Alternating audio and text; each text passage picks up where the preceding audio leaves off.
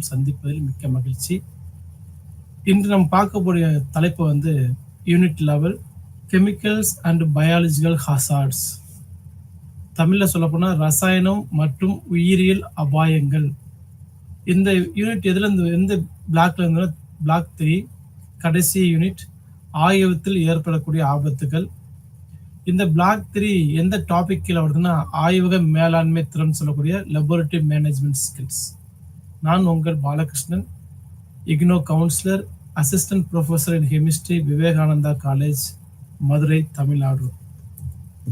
கட்டமைப்பு நம்ம என்னென்ன இன்னைக்கு கிளாஸ்ல பார்க்க போறோம்னா இன்ட்ரடக்ஷன் சொல்லக்கூடிய அறிமுகம், ரசாயன அபாயங்கள் என்ன, அபாயகரமான வகைப்பாடுகள் கிளாசிபிகேஷன் ஆஃப் ஹசார்டஸ், ரசாயனங்களை கையாளுதல், எப்படி நம்ம ஒரு கெமிஸ்ட்ரி லேப்ல வந்து ரசாயனத்தை கையாள போறோம், ரசாயன சேமிப்பு ஸ்டோரேஜ் ஆஃப் கெமிக்கல்ஸ், மொத்த ரசாயனங்கள் போக்குவரத்து சொல்லக்கூடிய எப்படி அந்த கெமிக்கல்ஸ் வந்து ஒரு இடத்துல இருந்து இன்னொரு இடத்துக்கு வந்து மூவ் பண்ண போறோம்.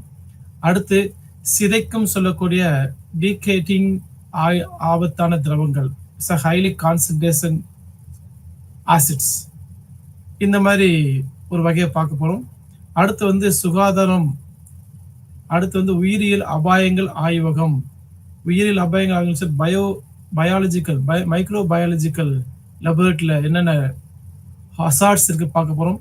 அடுத்து ஆய்வக விலங்குகள், ஆய்வகத்தில் பயன்படுத்திய விலங்குகள் யார்கிட்ட வாங்க போறோம், யார் வழங்குறாங்க, அது எப்படி கையாளணும், ஹவு டு ஹேண்டில், அது எப்படி அகற்றல், எப்படி வந்து நம்ம வந்து ரிமூவ் பண்ண போறோம், அது பயன்படுத்தின கத்திகள், சிசர்ஸ், இந்த மாதிரி எக்யூப்மெண்ட்ஸ்ல எப்படி நம்ம கையாள போறோம்னு சொல்லி பார்க்க போறோம். அடுத்து மைக்ரோ ஆர்கானிசம் சொல்லக்கூடிய நுண்ணுயிர்களை கையாளுதல், how to handle micro organism, and கருவிகளின் ஸ்டெர்லைசேஷன், அப்படி பயன்படுத்த மைக்ரோ ஆர்கானிசம் பயன்படுத்தின கருவிகள்ல எப்படி வந்து நம்ம வந்து ஸ்டெர்லைசேஷன் சொல்லக்கூடிய நுண்ணுயிர்களை அழிக்கக்கூடிய மெத்தட் எப்படி பார்க்க போறோம். அடுத்து கற்றல்கள், அதாவது அகற்றல் சொல்லக்கூடிய டிஸ்போஸ், எப்படி அதை பயன்படுத்தின வேஸ்டேஜ்ல எப்படி டிஸ்போஸ் பண்ண போறோம். அப்புறம் விலங்குகளை தவிர்த்திருக்க தாவரங்கள் சொல்லக்கூடிய பிளான்ட்ல இருந்து வரக்கூடிய பூஞ்சிகள், ஃபங்கஸ், இதெல்லாம் மாதிரி எப்படி நம்ம வந்து கையாள போறோம், அதை எப்படி நம்ம வந்து ப்ராப்பரா ஹேண்டில் பண்ணி டிஸ்போஸ் பண்ண போறோம். லாஸ்ட் வந்து சம்மரி பார்க்க போறோம். வாங்க பார்க்கலாம். So introduction. பொதுவாக இதுக்கு முன்னாடி நம்ம என்ன யூனிட்ல பார்த்தோம்னா ஹசார்டஸ் சொல்லக்கூடிய மிக பாதிப்பை ஏற்படுத்தக்கூடிய ஒரு வகைனா நம்ம லேப்ல அன்றாட பயன்படுத்தக்கூடிய ஃபயர், மின்சாரம், ஃபயர் சொல்லக்கூடிய தீ, மின்சாரம் எலக்ட்ரிசிட்டி, எரிவாயு சொல்லக்கூடிய கேஸ், இந்த 3 தான் நம்ம அதனால ஏற்படைய விளைவுகள், அதை எப்படி கையாளணும், அதை எப்படி முன்னேற்பாடோட லேப் ரன் பண்ணணும் சொல்லி நம்ம லாஸ்ட் யூனிட்ல பார்த்தோம். ஆனா இப்ப நம்ம பார்க்க போறது 2 அபாயகரமான ஆபத்துகள். அந்த ஆபத்தை பார்த்தோம்னா ஒண்ணு ரசாயன பொருட்கள் சொல்லக்கூடிய வேதியியல் பொருட்கள் கெமிக்கல்ஸ், அடுத்து உயிரியல் பொருட்கள் சொல்லக்கூடிய மைக்ரோ ஆர்கானிசம். இந்த 2 இதுல இருந்து நம்ம எப்படி நம்மளை வந்து பாதுகாக்க போறோம், பாதுகாப்பு முறையில் எப்படி கையாள போறோம், நம்மளோட லெபோரட்டரியில கையாண்ட பிறகு அதை எப்படி ப்ராப்பரா டிஸ்போஸ் பண்ண போறோம், ஸோ நம்ம சீக்வன்ஸா பார்க்க போறோம். அடுத்து நம்ம ரசாயனங்கள் சொல்லக்கூடிய வகைப்பாடுகள், அந்த கிளாசிபிகேஷன் ஆஃப் கெமிக்கல்ஸ், அந்த வேதியியல் பொருளை எப்படி பிரிச்சிருக்காங்க, அதை எப்படி கையாளணும், அதை எப்படி சேமிக்கணும், அதை எப்படி ஒரு இடத்துல இருந்து இன்னொரு இடத்துல டிரான்ஸ்போர்ட் பண்ணணும், அதையும் பார்க்க போறோம். பெரும்பாலும் உயிர் வேதியியல் கெமிஸ்ட்ரி, உயிரியல் ஆய்வகங்கள் சொல்லக்கூடிய பயாலஜிக்கல் லேப், இது எல்லாமே ரசாயனத்தால் ஏற்படக்கூடிய ஆபத்து ரொம்ப நிறைய அதிகமா இருக்கும். பயாலஜிகளை பொறுத்த மட்டும் மைக்ரோ ஆர்கானிசம் சொல்லக்கூடிய நுண்ணுயிர்கள் மூலம் ஒரு வியாதி பரவுறது, இல்லை ஒவ்வாமை ஏற்படுறது, அலர்ஜி ஏற்படுறது, எப்படி அதுல இருந்து நம்ம எப்படி தற்காத்து கொள்றது சொல்லி பேசியிருக்கோம். அப்புறம் அந்த பயாலஜிக்கல் பொருள்னால ஏற்பட தொற்று நோய் சொல்லக்கூடிய the disease transfer from one human to another human or disease transfer to animals from human, இதை பத்தி நம்ம படிக்க போறோம். அடுத்து அதனால் ஏற்படும் ஒவ்வாமை சொல்லக்கூடிய அலர்ஜி நோய் எப்படி பார்க்கணும், அது உற்பத்தி பண்ணக்கூடிய உயிரினங்களை எப்படி கையாளணும், அது எதனால ஏற்படுது, அந்த ஒவ்வாமை சொல்றதை நம்ம படிக்க போறோம். அடுத்து மைக்ரோ ஆர்கானிசம் சொல்லக்கூடிய அந்த நுண்ணுயிர்களை கையாளக்கூடிய கருவிகள், அது எப்படி கிருமி நீக்கம் செய்யணும், ஸ்டெரிலைசேஷன் பண்ணணும், அதுக்கடுத்து நம்ம பயன்படுத்தணும். ஒரு எக்ஸ்பெரிமெண்ட் பண்றதுக்கு முன்னாடி ஸ்டெரிலைசேஷன் பண்ணிக்கணும். எக்ஸ்பெரிமெண்ட் பண்ணி முடிச்ச பிறகு எப்படி ஸ்டெரிலைசேஷன் பண்ணணும்னு சொல்லி பார்க்க போறோம். அடுத்து ரசாயனங்கள், வாயுக்கள், மின் உபகரணங்கள், கருவிகள் சொல்லக்கூடிய அப்பரட்டஸ், கண்ணாடி பொருட்கள் சொல்லக்கூடிய கிளாஸ்வேர்ஸ், இதை எப்படி கையாளணும், அதனால் ஏற்படுகிற ஆபத்தையும் நம்ம பார்க்க போறோம். ஓகே, லெவல் பாயிண்ட் 2 சொல்லக்கூடிய கெமிக்கல் ஹசார்ட்ஸ்.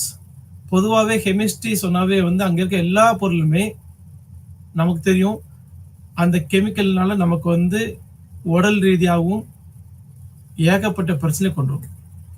அது எப்படி கொண்டு வரும்? எல்லா கெமிக்கல்ஸ் நிறைய லிஸ்ட் இருக்கு, நமக்கு ஏகப்பட்ட கெமிக்கல்ஸ் இருக்கு. நம்ம சாப்பிட்ற அன்றாட பயன்படுத்துகிற பேஸ்ட், ஆயில், சோப் எல்லாமே is made up of chemicals. அந்த கெமிக்கல்ஸ்லாம் நமக்கு எல்லா கெமிக்கல் தீங்கு விளைவிக்குமா சொல்லி பார்த்தோன்னா மேக்சிமம் கெமிக்கல் வந்து தீங்கு விளைவிக்கலாம், நிறைய பொருட்கள் வந்து தீங்கு விளைவிக்காம இருக்கும். ஆனா ஒவ்வொரு டைம் வந்து இந்த கெமிக்கலை பார்த்த உடனே இது தீங்கு விளைவிக்கும் விளைவிக்காது சொல்லி நம்மளால உறுதியா சொல்ல முடியாது. கெமிஸ்ட்ரி நாலேஜ் இருக்கும் பட்சத்தில் அங்க இருக்க லேபிள்கள், அதோட பேருகள், அங்க இருக்க ஸ்டிக்கர்ஸ் பார்த்து இந்த கெமிக்கல் வந்து நமக்கு பிற்காலத்துல இல்ல நம்ம உடல் ரீதியாகவோ நம்ம அறிவின் நம்மள இந்த கெமிக்கல் மூலமாக எதோ நச்சுத்தன்மை வாழ்ந்த வாயுக்கள், அந்த திரவங்கள் நம்ம கையில பட்டாலோ நமக்கு உபாதைகள் ஏற்படும் பட்சத்தில் அந்த கெமிக்கலை வந்து அபாயகரமான கெமிக்கல்ஸ், இல்ல மரணம் ஏற்பட்டால் கூட அபாயகரமான கெமிக்கல்ஸ் நம்ம மேக்சிமம் சொல்லணும். ஆனா நமக்கு என்ன பிரச்சனைனா, நம்ம நினைக்கிற மாதிரி எல்லா கெமிக்கல்ஸ் வந்து பெர்ஃபெக்டா அபாயகரமானது நம்மளால கெஸ் பண்ண முடியாது. எல்லா கெமிக்கல்ஸும் எளிதில் எரியக்கூடியதுன்னு சொல்லி நம்மள சொல்லவும் முடியாது. ரெண்டு விஷயம் இருக்கு. கெமிக்கல் வந்து அரிப்பானாக செயல்படும், ஹசார்டஸ் கேஸ் ப்ரொடியூஸ் பண்ணும். அந்த கேஸ் வந்து ஒரு டயத்துல ஃபயர் ஆகி எரியக்கூடிய தன்மை இருக்கும்.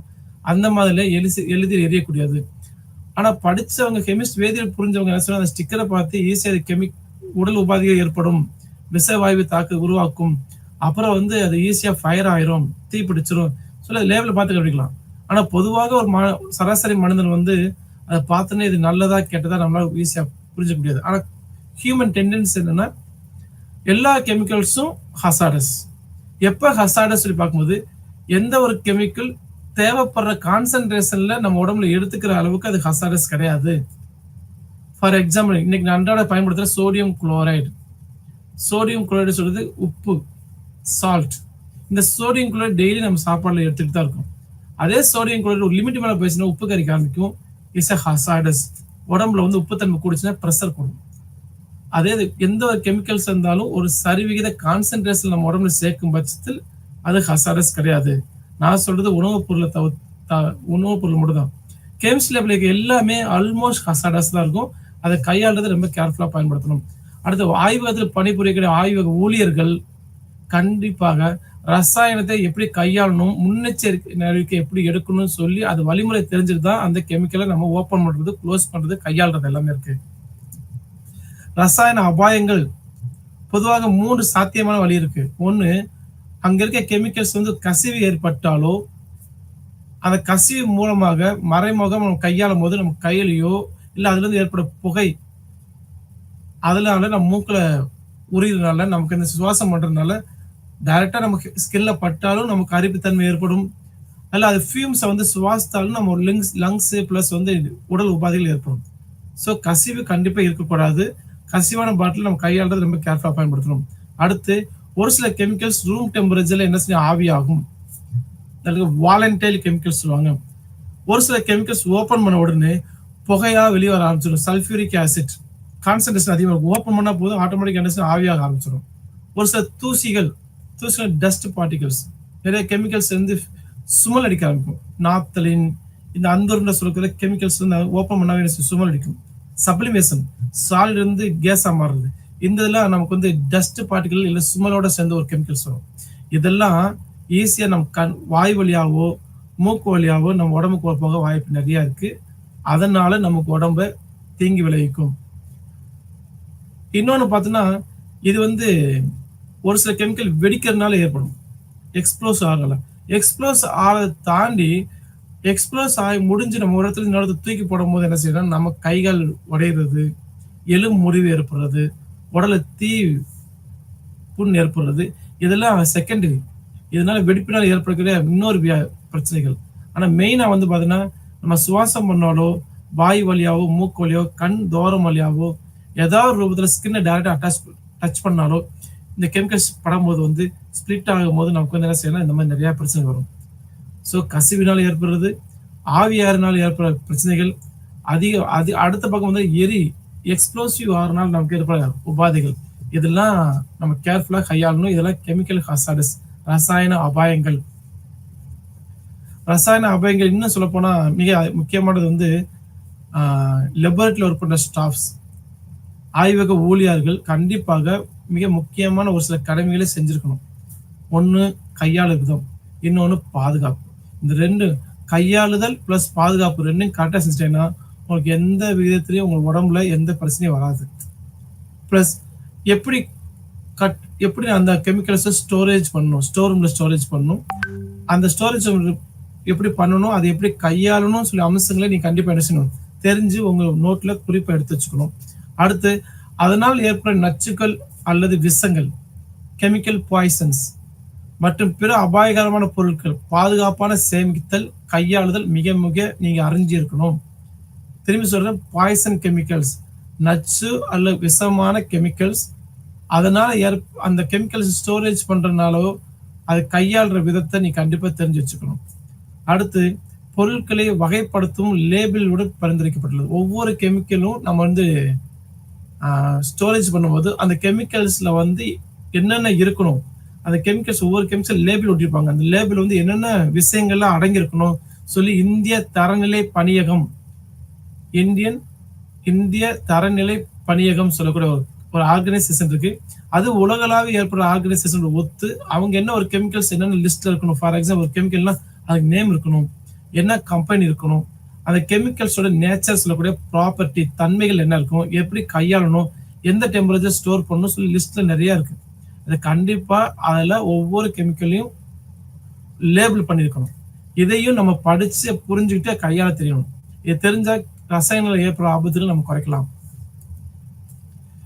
இப்ப பொதுவா வந்து அபாயகரமான ரசாயனங்கள் வகைப்பாடு சொல்லுவாங்க, கிளாசிபிகேஷன் ஆஃப் ஹசார்ட்ஸ் கெமிக்கல்ஸ். ஒரு கெமிக்கல்னால எப்படி ஆபத்தை ஏற்படுத்த முடியும், அப்ப அந்த கெமிக்கல்ஸை பார்த்தனே எப்படி கண்டுபிடிக்கணும், முதல்ல வாட்ச் பார்த்து பண்றது காட்டிலும் அங்க இருக்க லேபிளோட கலர்ஸ், அங்க ஒட்டிருக்க கலர்ஸை வச்சு நம்ம என்ன செய்யலாம், ஈஸியா வகைப்படுத்தலாம். சைட்ல வந்து ஒரு காலம் கொடுத்துருப்பேன், அந்த கலர்ஸ் அண்ட் நேச்சர்ஸ். ஒரு வேதிய பொருளின் கலர் என்ன, அதோட தன்மை என்ன, இந்த ரெண்டும் லிஸ்ட் பண்ணிருப்போம். இதை யார் சொன்னா, யூஎன் சொல்லக்கூடிய யுனைடெட் நேஷனல் ஆர்கனைசேஷன் மூலமா அங்க இருக்க நிபுணர்கள்லாம் என்ன செய்வாங்க, ஒரு பொருட்களை எப்படி கையாளணும், ஒரு கெமிக்கல்ஸ் வந்து ஒரு இடத்துல இருந்து இன்னொரு இடத்துல எப்படி கொண்டு போகணும் சொல்லி நிறைய கெமிக்கல்னால் மக்களுக்கோ அங்க வேலை பார்க்கறதுக்கு எந்த வித பாதிப்பு ஏற்படாத சொல்றதுக்காண்டி ஒரு லிஸ்ட் பண்ணியிருப்பாங்க.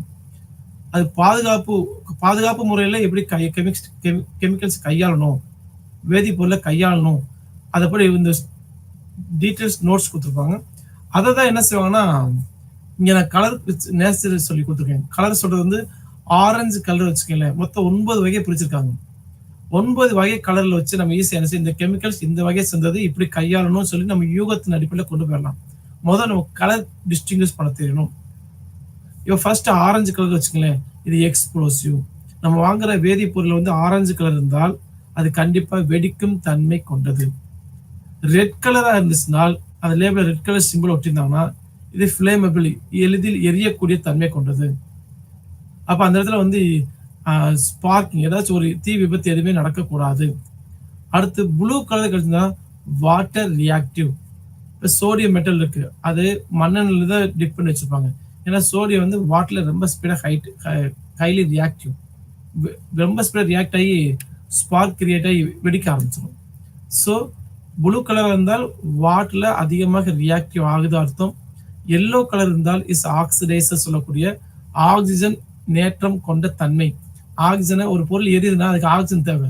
இந்த மாதிரி ஒரு கெமிக்கல் பக்கத்தில் இருந்தால் இன்னும் கொஞ்சம் எரியறது தூண்டு வைக்கும். ஆனா இது கம்ப்ளீட்டா எரியக்கூடிய தன்மை இருக்காது, எரிய போற பொருளுக்கு துணையா இருக்கும், இன்னும் வேகமா எரியக்கூடிய வாய்ப்பு தூண்டிவிடும், அவ்வளவுதான்.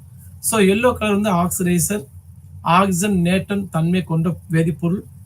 ஒயிட் சொல்லக்கூடியது டாக்ஸிக், இன்ஃபெக்ஷன், இன்ஃபெக்ட் டாக்ஸிக் சொல்லக்கூடிய பாய்சன்ஸ் இது வந்து ஒயிட் கலர் லேபிள் ஓட்டுனால கண்டிப்பாக வந்து அதில் சிம்பிள்ஸ் கொடுத்தனால அது வந்து டாக்ஸிக்காக இருக்கும். அது கையாளுறது ரொம்ப ரொம்ப பாதுகாப்பாக கையாளணும். அப்புறம் வந்து white white and yellow with white இந்த மாதிரி மிக்சடு கலர் கொடுத்திருந்தா ரேடியோ ஆக்டிவ் சொல்லக்கூடிய கதிர்வீச்சை ஏற்படுத்தக்கூடிய வேதியியல் பொருள். அது பிளாக் அண்ட் ஒயிட் அங்கே பிளாக்கும் ஒயிட்டும் ஒரு சிம்பிள்ஸ் கொடுத்தாங்கன்னா கண்டிப்பாக அது கரோசிவ். அது நம்ம உடம்புல படுச்சுன்னா நம்ம உடம்பை அரைக்கக்கூடிய தன்மை கொண்டது. ஈஸியா புண்ணாக்கிறோம். அதிகமான வீரியம் கொண்டு பயன்படுத்தினா உடம்புல பல வகை புண்ணா வர ஆரம்பிச்சு. ஐ மீன் அது ஈஸியா தோல் அரிக்க ஆரம்பிச்சிடும். கரோசிவ் சொல்லுவாங்க. இந்த 9 வண்ண குறியீடு மூலமா நம்ம ஒரு கெமிக்கல்ஸோட நேச்சர் தன்மைகளை ஈஸியா புரிஞ்சுக்கலாம். 1 second I tell you. Orange colour வந்து எக்ஸ்ப்ளோசிவ், ரெட் கலர் வந்து ஃபிளேமபிள், ப்ளூ கலர் வந்து வாட்டர் ஹைலி ரியாக்டிவ், எல்லோ வந்து ஈஸியா தீய இன்னும் மேற்கொண்டு பற்றி எரியக்கூடிய துணை பொருளா இருக்கும். ஒயிட் கலர் வந்து டாக்ஸிக் சொல்லக்கூடிய விஷத்தன்மை வாய்ந்தது. ஒயிட் எல்லோ அண்ட் ஒயிட் ரெண்டையும் மிக்ஸ் பண்ணியிருந்தா ரேடியோ ஆக்டிவ் சொல்லக்கூடிய கதிர்வீச்சை உமிழக்கூடிய கெமிக்கல்ஸ். பிளாக் அண்ட் ஒயிட் சொல்லக்கூடிய கரோசிவ் கெமிக்கல்ஸ். இந்த 9 வகை நம்ம பிரிச்சிருக்கோம். அடுத்து இப்போ 1 by 1 பார்க்கலாம். என்னென்ன கலர் பார்த்தோம், அது என்ன எக்ஸ்ப்ளோசிவ் பார்த்தோம். ஃபர்ஸ்ட் வந்து எக்ஸ்ப்ளோசிவ் சொல்லக்கூடிய வெடி விபத்தை ஏற்படுத்தக்கூடிய ஒரு வேதிப்பொருள். வகுப்பு 1 சொல்லுவாங்க, கிளாஸஸ் 1. ஒரு எக்ஸாம்பிள் எடுத்துக்கிட்டா துப்பாக்கி குண்டுல ஏற்படுற கருப்பு கலர் தூள் இருக்கு இல்லையா, அது துப்பாக்கி தூள். குளோரைட் கலவைகள், நைட்ரேட் கலவைகள், நைட்ரோ கலவைகள், அப்புறம் வந்து வெடி மருந்துகள், பட்டாசு, டெட்டனேட்டர்கள், ஜெல். இது எல்லாமே வெடி விபத்தை ஏற்படுத்தக்கூடிய பொருள், வெடிக்கும் பொருள். இது வர்த்தக ரீதியாக பயன்படுத்த சிவகாசி தமிழ்நாட்டில் வந்து சிவகாசி இண்டஸ்ட்ரியில வந்து இந்த மாதிரி நிறைய கெமிக்கல்ஸை பயன்படுத்தி தான் நமக்கு வந்து வெடிபொருளை தயாரிக்கிறாங்க. ஒவ்வொரு வெடிபொருள்ல ஒரு கலப்பு முறை இருக்கு. எந்தெந்த கெமிக்கலை சேர்த்தால் நம்ம வெடி வந்து பச்சை கலரோ மஞ்சள் கலரோ ரெட் கலரோ சொல்லி நம்ம வான வேடிக்கை காட்டணும். அந்த சரிவீத கெமிக்கலை அங்கே கலந்து வெடிக்கும் போது நம்ம கிடைக்கிற மாதிரி அந்த ஸ்டார் மாதிரி வெடிக்கிறது, பிளஸ் வந்து ஒவ்வொரு கலரா வெடிக்கிறது. இந்த கலர் நிச்சயமா அந்த காம்போசிஷன் சொல்லுவாங்க, எந்த சரிவேகத்துல வந்து ஒவ்வொரு கெமிக்கல் மிக்ஸ் பண்ணிருக்காங்க பொறுத்து நமக்கு கலர் வெடி கிடைக்கும். இது வந்து வெடிபொருளுக்குடைய வகுப்பு 1. அடுத்து வகுப்பு 2 வாயுக்கள். நம்ம பொதுவாக வாயு சொல்லக்கூடிய கேஸ் ப்ராப்பர்ட்டி. நம்ம வீட்டில் அன்றாட பயன்படுத்த எல்பிஜி சொல்லுவாங்க, லிக்விடிஃபைட் பெட்ரோலியம் கேஸ். இதுல வந்து மீத்தேன், ஈத்தேன், புரோப்பைன், பியூட்டேன் சொல்லக்கூடிய 4 இல்ல 5 வகை கெமிக்கல்ஸ் இருக்கும். அதுதான் ஈஸியா கம்ப்ரஸ் பண்ணி சிலிண்டர் வச்சிருப்பாங்க. அதுல வந்து நமக்கு வந்து குக்கிங் பர்பஸ் ஆகும். மீத்தேன் சொல்லக்கூடிய சிஎன்ஜி இப்போ ஆட்டோமொபைல் துறையில அதிகமாக பயன்படுத்துறது. சிஎன்ஜி சொல்றது கம்ப்ரஸ்டு நேச்சுரல் கேஸ் சொல்லுவாங்க. இந்த கம்ப்ரஸ் நேச்சுரல் கேஸ் இந்த ஆட்டோமொபைல் இண்டஸ்ட்ரியில் அதிகமாக வந்து ஃபியூல்ஸா பயன்படுத்துறாங்க. இது அதிகமாக வாயுக்கள் வந்து ஈஸியாக ஹீட்டை ப்ரொடியூஸ் பண்ணக்கூடியது. அதனாலே நமக்கு வந்து என்ன செய்யணும், அதை கையாளுறது ரொம்ப கேர்ஃபுல்லா பயன்படுத்தணும். அதுக்கடுத்து இன்னொரு வகையான கெமிக்கல்ஸ் டாக்ஸிக் கேசஸ் சொல்லுவாங்க. குளோரின், சல்ஃபர் டை ஆக்சைடு, இதெல்லாம் டாக்ஸிக் கேசஸ். ஈஸியா என்ன செய்யணும், மூக்கு துவாரம் வழியாக என்ன செய்யணும், காற்று வழியாக உள்ள போயிடும். நம்ம லங்ஸ்ல ஏற்படும் மிக விபத்துல இது வந்து தூண்டி வைக்கும். அடுத்து நான் ஃபிளேமபிள் நான் டாக்ஸிக் கிளாஸஸ். சம் கேசஸ் வந்து என்ன செய்யணும், நான் டாக்ஸிக் கேசஸ் நம்ம உடம்புல ஏற்படுற நம்ம உடம்புல வந்து நான் ஃபிளேமபிள் நான் டாக்ஸிக் கேசஸ் சொல்லுவாங்க. இந்த மாதிரி வாயுக்கள் வந்து நம்ம உடம்புல எந்த ஒரு சேதாரத்தையும் ஏற்படுத்தாத வாயுக்கள் இருக்கு. Carbon di oxide, nitrogen, N2 சொல்ற நைட்ரஜன், இதெல்லாம் நம்ம வந்து உடம்புல எந்த ஒரு பாதிப்பு ஏற்படுத்தாது. மித்ததெல்லாம் கேஸ் வந்து அதிகமாக பாதிப்பு ஏற்படுது. Chlorine, sulphur di oxide, LPG gas, இது ஈஸியா வந்து பற்றி எறியக்கூடியது. இதெல்லாம் நம்ம பார்த்து கையாளணும். அடுத்து எரியக்கூடிய திரவங்கள். பார்த்தது எரியக்கூடிய வாயுக்கள். இப்ப எரியக்கூடிய திரவங்கள் சொன்னாவே உங்களுக்கு நல்லா தெரியும். நம்ம அதிகமாக பயன்படுத்துறது மண்ணெண்ணெய், பெட்ரோல், டீசல்ஸ். இது எல்லாமே ஈஸிலி எழுதக்கூடியது. ரூம் டெம்பரேச்சர்ல வந்து ஆவியாகக்கூடியது. பிளஸ் எளிதில் தீப்பற்றக்கூடிய கெமிக்கல்ஸ்.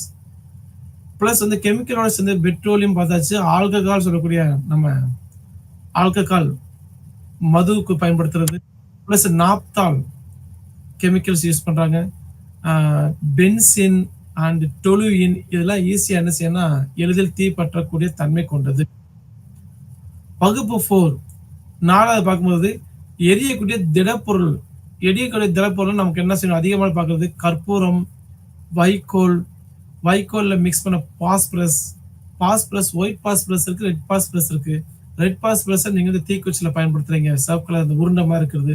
ஒயிட் பாஸ்பரஸ் வந்து எக்ஸ்ப்ளோசிவ் நேச்சர். அது வந்து அந்த காலத்துல வந்து சாணிய தடவி கூரைக்கு மேல போட்டு போயிட்டுன்னா, சாணி எப்ப வந்து அந்த ஈரப்பதத்த உறிஞ்ச அந்த கீட்ல வந்து ஈரப்பதம்லாம் போயிட்டு, சாணி எப்ப ட்ரை ஆகுதோ, அப்ப என்ன செய்யும் அந்த ஈரப்பதம் போன பிறகு ட்ரை ஆச்சுன்னா, அந்த ஒயிட் பாஸ்பரஸ் அந்த கூரையில ஆட்டோமேட்டிக்கா தீ பிடிக்க எரிய ஆரம்பிச்சுரும். அந்த காலத்துல இந்த ஒரு ஒரு விபத்து பண்ணுவாங்க. ஸோ இப்ப வந்து நவீன காலம் மாறிடுச்சு. ஸோ அதெல்லாம் பண்றது கிடையாது. யார் வீட்லயும் கூரை சொல்லக்கூடிய பயன்பாடே இல்ல. ஸோ அதுக்கு பயன்படுது ஒயிட் பாஸ்பரஸ், டைத்தன் அலுமினியம், சோடியம் சல்பைடு, கார உலோகங்கள், கார கலவைகள் அது பேஸ் சொல்லுவாங்க. காரம்னா காரம் சொல்றது இங்கிலீஷ்ல பேஸ். கார உலோகங்கள், கார கலவைகள், பூசப்படாத அலுமினிய தூள் இது எல்லாமே எளிதில் தீப்பற்றக்கூடியது. இதெல்லாம் கையாளுற முறை நம்ம லேபிள பயன்படுத்துற முறை பாதுகாப்பா பயன்படுத்தணும். அடுத்து வகுப்பு 6 5 ஆக்ஸிஜன் ஏற்ற பொருட்கள். ஆக்சிடைசிங் ஏஜென்ட் சொல்லுவாங்க. ஆக்ஸிஜனை எளிதில் வெளியேற்றக்கூடிய அதாவது அந்த ஆக்சிடைசிங் அந்த வேதிய பொருள்ல அதிகமான ஆக்சிஜன் மாலிகுல் இருக்கும். H2O சொல்றது வாட்டர் தண்ணி. H2O2 சொல்றது ஹைட்ரஜன் பெராக்சைடு. இந்த பெராக்சைடு வந்தாவே ஈஸியா ஆக்சிஜனை வெளியேற்றக்கூடிய தன்மை கொண்டது. இந்த H2O2 வந்து ஸ்டேபிள் கிடையாது. அது ஈஸியா ஒரு ஆக்சிஜன் வெளியே போயிடுச்சுன்னா H2O ஸ்டேபிளான நீர்ம மாலிகுலா மாறிடும். ஸோ இந்த மாதிரி KMNO4, K2CR2O7, potassium permanganate, potassium dichromate, chromate இப்படி நிறைய சொல்லிட்டே போலாம். இதெல்லாம் தன்னால தீயை பற்ற வைக்க முடியாது, தன்னால் தீ பிடிச்சி எரியாது. ஆனா ஒரு பொருள் எரிஞ்சுக்கிட்டு இருந்ததா மேலும் எரியக்கூடிய தன்மையை தூண்டுவிக்கும். தட் இஸ் கால் இதுதான் நம்ம ஆக்சிடேஷன் பொருள் சொல்லுவாங்க. அடுத்து நம்ம வந்து வெப்ப சிதைவு உட்படும் போது அந்த கெமிக்கல்ஸ் வெப்ப ஹீட் பக்கத்துல வைக்கும் போது என்ன செய்யணும் பொட்டாசியம் பெர்மாங்கனேட் சொல்லி potassium permanganate, potassium dichromate, hydrogen peroxide இதெல்லாம் எடுத்துக்காட்டா கீழே கொடுத்துருக்கோம். அந்த கெமிக்கல்ஸ் தான் எளிதில் தீப்பற்றுவதை தூண்டுவிக்கும். வகுப்பு 6 நச்சு மற்றும் தொற்று பொருட்கள் விழுங்கப்பட்டால், அதாவது நச்சு மற்றும் தொற்று பொருட்கள் விழுங்கப்பட்டால் நம்ம வந்து வாய் வழியா வந்து சாப்பிட்டதோ இல்ல மூக்கு வழியா சுவாசிச்சதோ இந்த நச்சு பொருட்களை பயன்படுத்தும் போது நமக்கு என்ன செய்யணும் மரணம் ஏற்பட வாய்ப்பு இருக்கு, இல்ல கடுமையான உடல் நலக்கேடு ஏற்படும். ஸோ அதெல்லாம் ஹேண்டில் பண்ணுறது ரொம்ப ரொம்ப கேர்ஃபுல்லாக ஹேண்டில் பண்ணணும். மாஸ்க் கண்டிப்பாக போட்டுக்கணும். அதை நம்ம அடுத்தது பார்ப்போம். எடுத்துக்காட்டாக பூச்சிக்கொல்லிகள். நான் வரும்போது டிராவல் பண்ணி வரும்போது பார்த்தீங்கன்னா நிறைய பேர் பூச்சி மருந்து அடிக்கிறாங்க வயக்காடுல. அடிக்கிறவங்க மாஸ்க் போடுற மாதிரி பார்க்கவே இல்லை. காகிள்ஸ் போடுறதே கிடையாது. தன்னை பாதுகாப்புற எந்த முறைப்பாடும் பண்றதே கிடையாது. அவங்க பாட்டுக்கு பூச்சி மருந்து அடிச்சிருப்பாங்க. அது காட்டுல பரவி காட்டுல கரைஞ்சு அவங்க மூக்குக்குள்ளேயே போகும். அது மாதிரி பூச்சிக்கொல்லி மருந்துகளை பயன்படுத்துறது ரொம்ப கேர்ஃபுல்லா பயன்படுத்தணும்.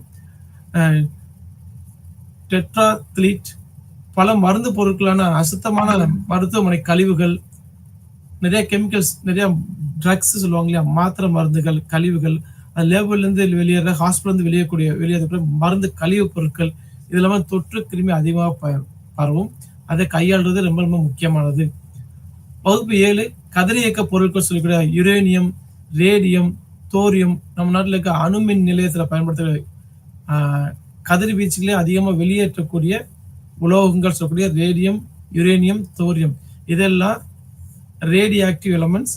இது நம்ம அதிகமா பயன்படுத்தும் பட்சத்தில் நம்ம உடம்புல புற்றுநோயை உருவாக்கும், பிளஸ் தோல் சம்பந்த பிரச்சனையை உருவாக்கும், கண் பாதிப்பு ஏற்படும்.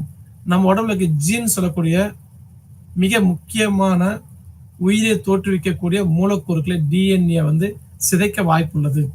அதனால வந்து எப்பவுமே ரேடியோ ஆக்டிவ் பொருட்களை பக்கத்துல வச்சு நம்ம கையாளக்கூடாது. கையாளுற முறைப்படி கையாளணும். நீங்க ஹாஸ்பிட்டல்ஸ் எங்கேயாச்சும் பார்த்தோன்னா பிரெக்னன்சி லேடி இந்த பக்கம் வரக்கூடாது. சின்ன குழந்தைகள், குழந்தை பேர் எடுக்கக்கூடிய தாய்மார்கள் அந்த எக்ஸ்ரே எடுக்கிற இடத்துக்கு வரக்கூடாது போட்டிருப்பாங்க. அந்த மஞ்சள் கலர் ஸ்டிக்கர் வச்சு இங்க அபாயகரமான கதிர்வீச்சுகள் உள்ளது, சின்ன குழந்தைகள், கர்ப்பிணி வாசிகள் யாரும் வரக்கூடாது சொல்லி எழுதியிருப்பாங்க. அதுபுறம் கதிர்வீச்சு உருவாக்கக்கூடிய இடங்கள் அது பக்கத்துல போச்சுன்னா நம்ம உடம்புல பல வகை புற்றுநோய்கள், தோல் சம்பந்தமான நிறைய பிரச்சனை வரும். அதனால வந்து அந்த மாதிரி கெமிக்கல்ஸை கையாளுறது ரொம்ப கேர்ஃபுல்லா கையாளணும். வகுப்பு 8 அரிக்கும் பொருட்கள் கரோசிவ் கெமிக்கல்ஸ். ஏதாச்சும் ஒரு கெமிக்கல்ஸ் கையில பட்ட உடனே நம்ம உடம்புல நம்ம ஸ்கின்ல அரிச்சு பெரிய புண்ணை உருவாச்சுன்னா அதுதான் அரிக்கும் பொருட்கள் சொல்லுவாங்க. அது அதிகப்படியான உயிர் சேதத்தையோ இல்ல ஸ்கின் ப்ராப்ளத்தையோ நிறைய ஏற்படுத்தலாம். For example hydrochloric acid HCl சொல்லுவாங்க, ஹைட்ரோகுளோரிக் அமிலம், சல்ஃபியூரிக் ஆசிட்ஸ், சோடியம் ஹைட்ராக்சைடு, இதெல்லாம் பார்த்தோன்னா நம்ம உடம்பு என்ன செய்யும், ஸ்கின்ல கொஞ்சமா தோலை அரிச்சக்கூடிய தன்மை உள்ளது. அடுத்து வகுப்பு 9 இதர அபாயமான பொருட்கள் கார்சினோஜெனிக் சொல்லுவாங்க, நாள்பட்ட வியாதியை உருவாக்கும் வேதிப்பொருட்கள். நம்ம அன்றாட பயன்படுத்திட்டு இருப்போம் லேப்ல. ஆனா அதோட இம்பாக்ட் அப்ப தெரியாது, அதோட விளைவுகள் அப்ப தெரியாது. பல மாசங்களோ பல வருஷங்களோ கழிச்சு பார்த்தீங்கன்னா நமக்கு சம்பந்தம் இல்லாத ஒரு நோய் உருவாக்கும். அது கார்சினோஜெனிக் சொல்லுவாங்க. நீண்ட நாள்பட்ட நோயை நமக்கு தெரியாமே உருவாக்கி பல வருடங்களோ பல மாதங்களோ கடந்துதான் அதோட விளைவுகளை நம்ம சந்திக்க வேண்டியிருக்கும், உடல் உபாதைகளை ஏற்படுத்தும். ஸோ அந்த மாதிரி கெமிக்கல்ல அனிலின்னு சொல்லக்கூடியது, குளோரோஃபார்ம் கெமிக்கல் சால்வெண்டா பயன்படுத்துறது, பென்சைல் குளோரைடு, ஈயம், துத்தநாகம், குரோமேட்டுகள், ஹைட்ரஜன் ஹைட்ராசைன் சொல்லக்கூடியது. இது புற்றுநோயை அதிகப்படியான வாய்ப்புகளை உருவாக்க வாய்ப்பு இருக்கு. ஸோ இந்த மாதிரி பொருட்களை கையாளுறது ரொம்ப பார்த்து கையாளணும். இப்போ அடுத்து நம்ம பார்க்கறது இமேஜஸ். ஃபர்ஸ்ட் இமேஜ் 9 இமேஜஸ் கொடுத்துருக்காங்க. ஃபர்ஸ்ட் எக்ஸ்ப்ளோசிவ் வெடி விபத்து ஏற்படுத்துகிறது. நம்ம லேப்ல வரக்கூடிய வேதிப்பொருட்களை இந்த ஸ்டிக்கரை ஒட்டியிருப்பாங்க. இந்த ஸ்டிக்கரை பார்த்து எப்படி டிரைவ் லைசன்ஸ் எடுக்கும்போது ரைட் டர்ன் லெஃப்ட் டர்ன் சொல்லி சிம்பிளை பார்த்து நம்ம ரைட் லெஃப்ட் எடுக்கணும் இல்லையா, அது மாதிரி வேதிப்பொருட்கள்ல இந்த லேப்ல இந்த கெமிக்கல்ஸ்ல ஒட்டியிருப்பாங்க. அந்த பொருளை பார்த்து நம்ம கையாளுற விதத்தை நம்ம கத்துக்கலாம். அடுத்து ரசாயனங்கள் கையாளுதல். எப்படி கையாளணும்? ஒரு ரசாயனத்தை கையாளும் போது நம்ம நமக்கு அந்த எப்படி கையாளணும்னு சொல்லி நடைமுறை கையாளுற விதத்தை நம்ம தெரிஞ்சுக்கணும். நீங்க அறிஞ்சு புரிஞ்சுக்கிட்டு அதுக்கடுத்து அந்த கெமிக்கலை கையாளும் போது பாதுகாப்பாகவும் உறுதியாகவும் கையாளலாம். நம்பர் 2, அது ஏற்பட பக்க விளைவுகளை நம்ம நிவர்த்தி செய்ய முடியும். அடுத்து அந்த கெமிக்கலை லேபிள் ஒட்டியிருக்கா, எப்படி பேக்கேஜ் பண்ணியிருக்காங்க, அது எப்படி வழிகாட்டியிருக்காங்க, அது எல்லாமே அந்த லேபிள எழுதியிருப்பாங்க, ஸ்டிக் பண்ணி ஒட்டியிருப்பாங்க. அதை படிச்சு பார்த்து நம்ம கையாளுறது, எப்படி ஸ்டோரேஜ் பண்றது எல்லாமே அதில் போட்டிருக்கும். அது அரிக்கக்கூடிய பொருளா, எளிதில் எரியக்கூடிய பொருளா, நச்சுத்தன்மை உருவாக்கக்கூடிய பொருளா சொல்லி தெரிஞ்சுக்கணும். அந்த லேபிளை பார்த்து அழகாக கண்டுபிடிச்சிடணும். 3 அடிப்படையான பூர்த்திகளை செய்ய வேண்டும். எதை பூர்த்தி செய்யணும்? அனைத்து பகுதியிலும் கசிவை தடுக்க வடிவமைக்க வேண்டும். அந்த ஒரு கெமிக்கல்ஸ் வாங்குறோம்னா அந்த கெமிக்கல் எந்த பகுதியிலும் கசிவை ஏற்படுத்தக்கூடாது. அந்த பாட்டிலோ டப்பாவோ, இந்த பிளாஸ்டிக் கண்டெய்னர், அந்த பாட்டில் எந்த விதத்துல கசிவை ஏற்படுத்தக்கூடிய தன்மை அங்க இருக்கக்கூடாது. அடுத்து பேக்கிங்களை கையாளும் போது பிளஸ் அந்த கெமிக்கலை ஈஸியா மூடவோ பயன்படுத்திட்டு திரும்பி ஈஸியா க்ளோஸ் பண்ணவோ ஈஸியா அசஸ் பண்றோமா நம்ம என்ன செய்யணும், பாட்டில வடிவமைச்சிருக்கோம். ஸோ அது திரவமா இருந்தாலும் சரி, அதிகமா டாக்ஸிக் கொண்டு இருந்தாலும் சரி, அதை கையாளுறது அடிக்கடி கையாளும் போது ஈஸியா மூடியை ஓப்பன் பண்ணணும், பயன்படுத்தி ஈஸியா மூடியை க்ளோஸ் பண்ணும், ஈஸியா அசஸ் பண்ற மாதிரி பாட்டில் வடிவமைச்சிருக்கணும். அந்த பாட்டில் ஈஸியா எழுதி உடையாத மாதிரியோ பாதுகாப்பான முறையில பேக்கேஜ் பண்ணியிருக்கணும். இதை ரசாயன கையாளுதல். அப்புறம் அந்த கெமிக்கல்ஸ் எப்படி லேபிள் பண்ணிருக்கணும் ஒரு விதிமுறைக்கு, அது பேர் IUPAC நேம் சொல்லுவாங்க, international union of pure and applied chemistry, IUPAC PAC. ஒவ்வொரு வேதியியல் துறையில படிக்கிற மாணவனும் அது வேலை செய்யக்கூடிய ஆசிரியர்களும் யாரா இருந்தாலும் சரி இந்த IUPAC நேம கண்டிப்பா தெரிஞ்சிருக்கணும். ஏன்னா ஒரு கம்பெனி தான் உலகத்துக்கு எல்லா நாட்டுக்கும் கெமிக்கல் சப்ளை பண்ணுவாங்க. ஃபார் எக்ஸாம்பிள் சிக்மா, மெர்க், நம்ம நாட்டில் குவாலிஜன்ஸ், இந்த மாதிரி நிறைய கெமிக்கல்ஸ் இருக்கு. இந்த கெமிக்கல்ஸ் ஒவ்வொரு கம்பெனி உருவாக்கும் போது அது ஒவ்வொரு நாட்டுக்கும் சப்ளை பண்ணுவாங்க. பல நாடுகள் சப்ளை பண்ணும்போது ஏதாவது காமன் நேம் ஒரு ஃபிக்ஸ்டா இருந்தா மட்டும்தான் அந்த உலகத்துல இருக்க எல்லா வேதியியல் படிக்கக்கூடிய மாணவர்களும் ஆசிரியர்களும் இந்த காமன் நேம் தெரிஞ்சு வச்சுக்கிட்டா மட்டும் தான் அந்த கெமிஸ்ட்ரி லேபிள்ல இருக்கு நம்ம படிச்சு புரிஞ்சுக்க முடியும். ஸோ உலகத்துக்கு எந்த கெமிக்கல் டப்பாவாக இருந்தாலும் சரி, இந்தியாவில் சப்ளை பண்ணாலும் சரி, லண்டன்ல சப்ளை பண்ணாலும் சரி, எங்க சப்ளை பண்ணாலும் அந்த கெமிக்கல் லேபிள் எழுதியிருக்க நேம் IUPAC மெத்தட்ல தான் எழுதிருக்கணும். இங்க IUPAC என்ன நேமோ அது இன்டர்நேஷனல் எல்லா நாட்டிலும் உற்பத்தி கம்பெனிலையும் அந்த கெமிக்கலுக்கு ஒரே நேமா தான் இருக்கும். ஸோ அந்த லாங்குவேஜ் படியோ அந்த மொழி திறனப்படியோ அந்த நேம் மாற போறது கிடையாது. கெமிஸ்ட்ரியில படிக்கிற பயாலஜில படிக்கிற எந்த ஒரு நேமா இருந்தாலும் சரி, அங்க படிக்கிற ஒரே காமன் நேம் தான் இன்டர்நேஷனல் லெவல்ல பயன்படுத்துவாங்க. அத கொண்டு வந்தது யாருன்னா, IUPAC international union of pure and applied chemistry சொல்ற ஒரு யூனிட் இருக்கு. அவங்க தான் கொண்டு வந்தாங்க. அடுத்து அவங்க என்ன கையாளுறாங்கன்னா, ஆபத்தில் பொதுவான தன்மை அறிகுறி. இது இந்த கெமிக்கல்ஸ் வந்து என்னென்ன அந்த கெமிக்கல்ஸ் வந்து என்னென்ன தன்மையோட அறிகுறி லிஸ்ட் பண்ணியிருப்பாங்க. எப்படி கையாளணும், அதனால ஏற்படும் உபாதைகள் என்ன, எச்சரிக்கை சின்னம் போட்டிருப்பாங்க. அந்த லேபிள் ஒட்டிருப்பாங்க. நம்ம முன்னாடி 9 சின்னம் பார்த்தோம். எக்ஸ்ப்ளோசிவ், கரோசிவ், இந்த மாதிரி சின்னம் கண்டிப்பா ஒவ்வொரு இதுல போட்டிருப்பாங்க. ஒரு எக்ஸாம்பிள்ஸ் அடுத்து பார்க்க போறோம். இது எளிதில் எரியக்கூடியதா, இல்ல தீங்கு விளைவிக்கக்கூடியதா, இல்ல ஆக்சிடைசிங் ஏஜென்டா, இதெல்லாம் நம்ம உண்மையிலே அதை எழுதியிருப்பாங்க. அதை வச்சு நம்ம என்ன செய்யணும்னா, அதை எந்த இடத்துல ஸ்டோர் பண்ணணும், அதை எப்படி கையாளணும், கையாளும் போது முன்னெச்சரிக்கை நடவடிக்கை என்னென்ன எடுக்கணும்னு சொல்லி நம்ம தாராளமாக தெரிஞ்சுட்டு தான் அதை பண்ண ஆரம்பிக்கணும். அடுத்து அது கீழே வந்து யாரு அது மேனுஃபேக்சர்ஸ் உற்பத்தியாளர் யார் சொல்லி நம்ம லிஸ்ட் அது இருக்கணும். ஒரு எக்ஸாம்பிள்ஸ் பார்ப்போம். ஆர்த்தோ பாஸ்போரிக் ஆசிட் சொல்லுவாங்க. குவாலிஜென்ஸ் ஒரு கெமிக்கல் கம்பெனி வந்து இதை ப்ரொடியூஸ் பண்ணியிருக்காங்க. இது chemical formula H3PO4, molecular formula 98 plus எல்லா டீல்ஸ் லெஃப்ட் ரைட்ல பாருங்க. லெஃப்ட் சைடு சின்ன பாக்ஸ் போட்டிருக்காங்க இல்லையா, இது கரோசிங் கெமிக்கல்ஸ். நம்ம கையில போட்டா நம்ம ஸ்கின்னை வந்து ஈஸியா வந்து அரிக்கக்கூடிய தன்மையை கொண்டு வந்துடும். ப்ளஸ் இதுல என்ன இருக்கு, என்ன லெபார்டரி ஸ்டாண்டர்ட் என்ன, எந்த ஊர்ல மும்பைல ப்ரிப்பேர் பண்ணியிருக்காங்க, எப்படி கையாளணும், எப்படி ஸ்டோரேஜ் பண்ணணும், இது எல்லாமே அது டீடைல்ஸ் இருக்கும். ஃபீமிக் கபோர்டு ஒரு சில லேப் ரியாக்ஷன்ஸ் நம்ம ஃபர்ஸ்ட் ஒரு 3வது யூனிட்லயே பார்த்தோம். ஃபீமிக் கபோர்டோட முக்கியமான ரோல் என்ன, அது எங்க வடிவமைச்சிருக்கணும், எப்படி செட்டப்ல இருக்கணும். நம்ம என்ன நினைச்சுன்னா, நம்ம ஒரு சில கெமிக்கல்ஸ் எல்லாம் ஈஸியா ஆவி ஆகக்கூடியது, தீங்கை விளைவிக்கக்கூடியது, அதை வச்சு ப்ராக்டிகல் பண்ற மாதிரி இருந்தால் அந்த கெமிக்கல்ஸ் வந்து ஓப்பன் பிளேஸ்ல வச்சு பண்ணக்கூடாது. அப்ப நம்ம ஒவ்வொரு வேதியியல் ஆய்வகத்திலையும் பக்கத்துல ஃபீமிக் கபோர்டு வச்சிருப்பாங்க. அது கண்ணாடியால் மூடப்பட்டதா இருக்கும்.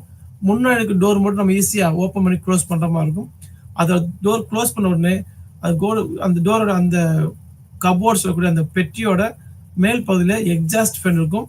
அங்க ஏதாச்சும் ஒரு விஷவாயுவோ பாய்சன் கேஸோ ஒவ்வாமையால் ஏற்பட வாயுக்களை உருவாக்கினால் அந்த வாயு வந்து லேப்ல அனுப்பாம அது எக்ஸாஸ்ட் மூலமே வெளியே அனுப்பிவிடும்.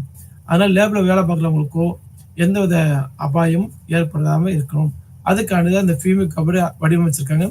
ஃபார் எக்ஸாம்பிள், நைட்ரேட் கலவைகள், NO2 மிக்சர்ஸ், பென்சைல் குளோரைடு, இந்த மாதிரிலாம் அதிகப்படியான சுமலை உருவாக்கும். இப்போ நாப்தலின், ஃபீனால்ஸ், இந்த மாதிரி பொருட்கள்லாம் அதிகமான சுமலை உருவாக்கும். அனிலின், இதெல்லாம் வந்து என்ன செய்யணும், அந்த பிரிடின் காம்பவுண்ட்ஸ், இது எல்லாமே வந்து சுமல் அதிகம் உருவாக்கும். அது வந்து நம்ம மூக்கு வழியாவோ வாயு வழியாவோ உள்ள போகும்போது லங்ஸ்ல மிகப்பெரிய பாதிப்பை ஏற்படுத்தும். அதை குறைக்கிறதுக்கான தான் இந்த ஃபீமிக் கபோர்டு வச்சிருக்காங்க. ஸ்டோரேஜ் ஆஃப் கெமிக்கல்ஸ், ஒரு வேதியியல் கெமிக்கல் வந்து எப்படி நம்ம வந்து சேமிக்க வைக்க போறோம், இது முக்கியமானது. நம்ம 3rd சாப்டர்லயே பார்த்தோம், யூனிட் 3லயே பார்த்தோம். Storage, main storage, bulk storage, இது நிறைய டிஃப்ரெண்ட் ஸ்டோரேஜ் இருக்கு. என்னென்ன கெமிக்கல் எப்படி ஸ்டோரேஜ் பண்ணணும் எல்லாமே பார்த்தோம். ஏன்னா அந்த ரேக்ல ஸ்டோரேஜ் பண்ணணும், ஆல்பபெட்டிக் ஆர்டரா நம்பரிங் கொடுத்து பண்ணணுமா சொல்லி ஸ்டோரேஜ் மெத்தடாலஜி சொன்னோம். இந்த ஸ்டோரேஜ் ஆஃப் கெமிக்கல்ஸ் எப்படி நம்ம சேமிக்க போறோம், சேமிப்பை கணக்கில் எடுத்துக்கொண்டு அபாயகரம். ஓகே, இது வந்து எந்தெந்த அபாயகரமான கெமிக்கலை வந்து எந்த இடத்துல பாதுகாப்பான முறையில் கையாளணும்னு சொல்லியிருக்காங்க.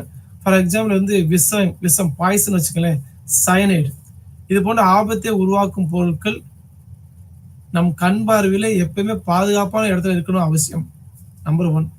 ஏன்னா வந்து அது வேறவங்க, அதாவது நம்ம கண்ணுக்கு அப்பாற்பட்டு ஏதாவது கசிவோ எந்த இடத்துல வச்சிருந்தோம்னா கசிவோ அதெல்லாம் ஏற்படும் உபாதைகளோ நம்ம தெரியாம டெய்லி அதை மானிட்டர் பண்ணணும். சிம்பிளா சொல்லணும்னா நம்மளுடைய க்ளோஸ் கான்டாக்ட்ல என்ன செய்யணும், பாதுகாப்பான முறையில நம்ம க்ளோஸ் கான்டாக்டா வச்சுக்கணும். ஆனா வந்து பத்திரமான முறையில் வச்சிருக்கணும். க்ளோஸ் கான்டாக்ட் சொன்னவே நம்ம பக்கத்துல வச்சு பார்க்கக்கூடாது.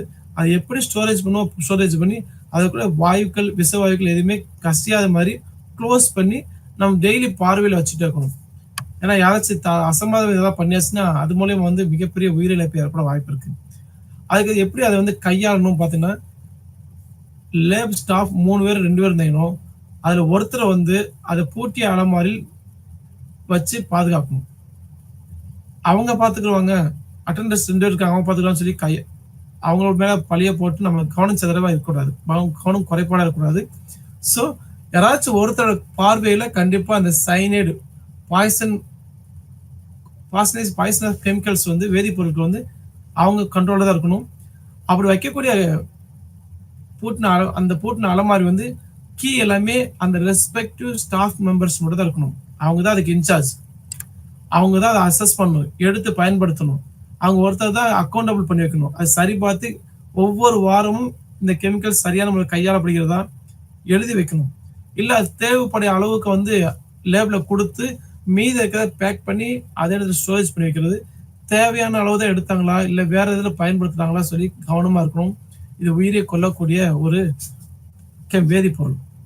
ஸோ அப்படி எடுக்கும்போது வந்து அது கையாளும் போது வந்து இது எப்படி கையாளணும், அதனால ஏற்படும் உபாதைகள் என்ன, அது பயன்படும் போது ஃபர்ஸ்ட் எய்ட் பாக்ஸ் முதல் உதவி அறிவிப்பு கண்டிப்பா வேணும்.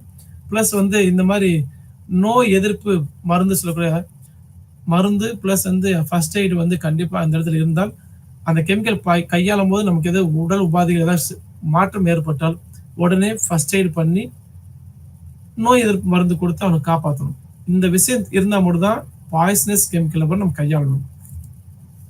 எக்ஸ்ப்ளோசிவ் வெடி மருந்து இது அதிகப்படியான வாயுவை வெளிப்படுத்தும், வெப்ப ஆற்றலையும் வெளிப்படுத்தும். அது நிறைய வெரைட்டிஸ் இருக்கு. கலப்பு வாயுக்கள் சொல்ற மிக்சடு கேஸ். ஆக்சிஜன் ஒவ்வொரு எரிபொருளுக்கு தேவை. அந்த ஆக்சிஜன் எதோட மிக்ஸ் பண்ணி இருக்கிறது பொறுத்துனா அந்த வேதிப்பொருட்கள் எளிதில் ஆவியாகக்கூடியதா இருக்கணும். இந்த ரூம் டெம்பரேச்சர் ஈஸி ஆவியாகும். பெட்ரோல் டீசல் எல்லாமே ரூம் டெம்பரேச்சர் ஆவியாகும். அந்த ஆவியான கெமிக்கல்ஸ் எல்லாம் ஒரு தீப்பொறி படும் போது என்ன செய்யணும், வாயில் இருக்க ஆக்சிஜன்ல ஒன்று சேர்த்து வெடி விபத்தை ஏற்படுத்தும். அது பேரு கலப்பு வாயுக்கள், மிக்சடு கேஸ் சொல்லுவாங்க. அடுத்து எரியக்கூடிய தூசி. அப்படி எரிஞ்சு அந்த கரும்பகையில வெளியேறக்கூடிய தூசிகள் அங்க சுத்தி இருக்க எல்லாத்தையும் பலவிதமான நோய்களை ஏற்படுத்தும். அது உற்பத்தியார ஹீட் பொறுத்து நமக்கு பாதிப்பு ஏற்படுத்தும். அந்த கெமிக்கல்ஸ் அந்த தூசி மாதிரி ஒரு படிவு இல்ல புகை மண்டலமோ பக்கத்துல பரவும் போது நம்ம சுவாசம் மூலியமாவோ நம்ம வாய் மூலமாவோ கண்ணுக்கு சின்ன சின்ன துவாரங்கள் மூலியமா உடம்புக்குள்ள போயிடும். அது நமக்கு செகண்டரி எஃபெக்ட் மாதிரி லங்ஸ் ப்ராப்ளமோ வேற ஏதாச்சும் கெமிக்கல் நம்ம உடல் உபாதை ப்ராப்ளமும் ஏற்படுத்தலாம். ஸோ வெடி விபத்து ஏற்படுத்த காரணம் வெடி விபத்துல ஏற்படும் செகண்டரி எஃபெக்ட் சொல்லக்கூடிய உபாதைகள் ரொம்ப ரொம்ப அதிகமாக ஏற்படும். அடுத்து வந்து ஆக்சிடைசர் அண்ட் ரெடியூசிங் ஏஜென்ட். ஆக்சிஜனை எரியக்கூடியதை அதிகமாக எரியக்கூடிய தூண்டு வைக்கிறதுக்கும் குறைக்கிறதுக்கும் நிறைய விஷயங்கள் கெமிக்கல்ஸ் இருக்கு. அது துப்பாக்கி குண்டு இந்த மாதிரி அதிகமாக வெடி விபத்து பயன்படுத்துற கெமிக்கல்ஸோட மிக்ஸ் பண்ணி வச்சிருப்பாங்க. ஒரு சில கெமிக்கல்ஸ் எப்படி லேப்ல வந்து ஸ்டோரேஜ் பண்ணி வைக்கணும் பார்த்தோம்னா, நம்ம அதிகமாக தெரியக்கூடிய sodium it's highly reactive in water.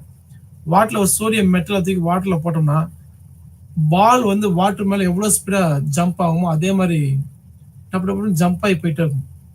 அது ரொம்ப ஸ்பீட் ரியாக்ட் ஆகி தீப்பொறி அதிகமாக கட்டிட்டு ஆகும். ரொம்ப அதிகப்படிய பெரிய மெட்டல் புஷ் போட்டுச்சுன்னா டப்புனு வெடிச்சு என்ன சதிரிடும். Highly explosive.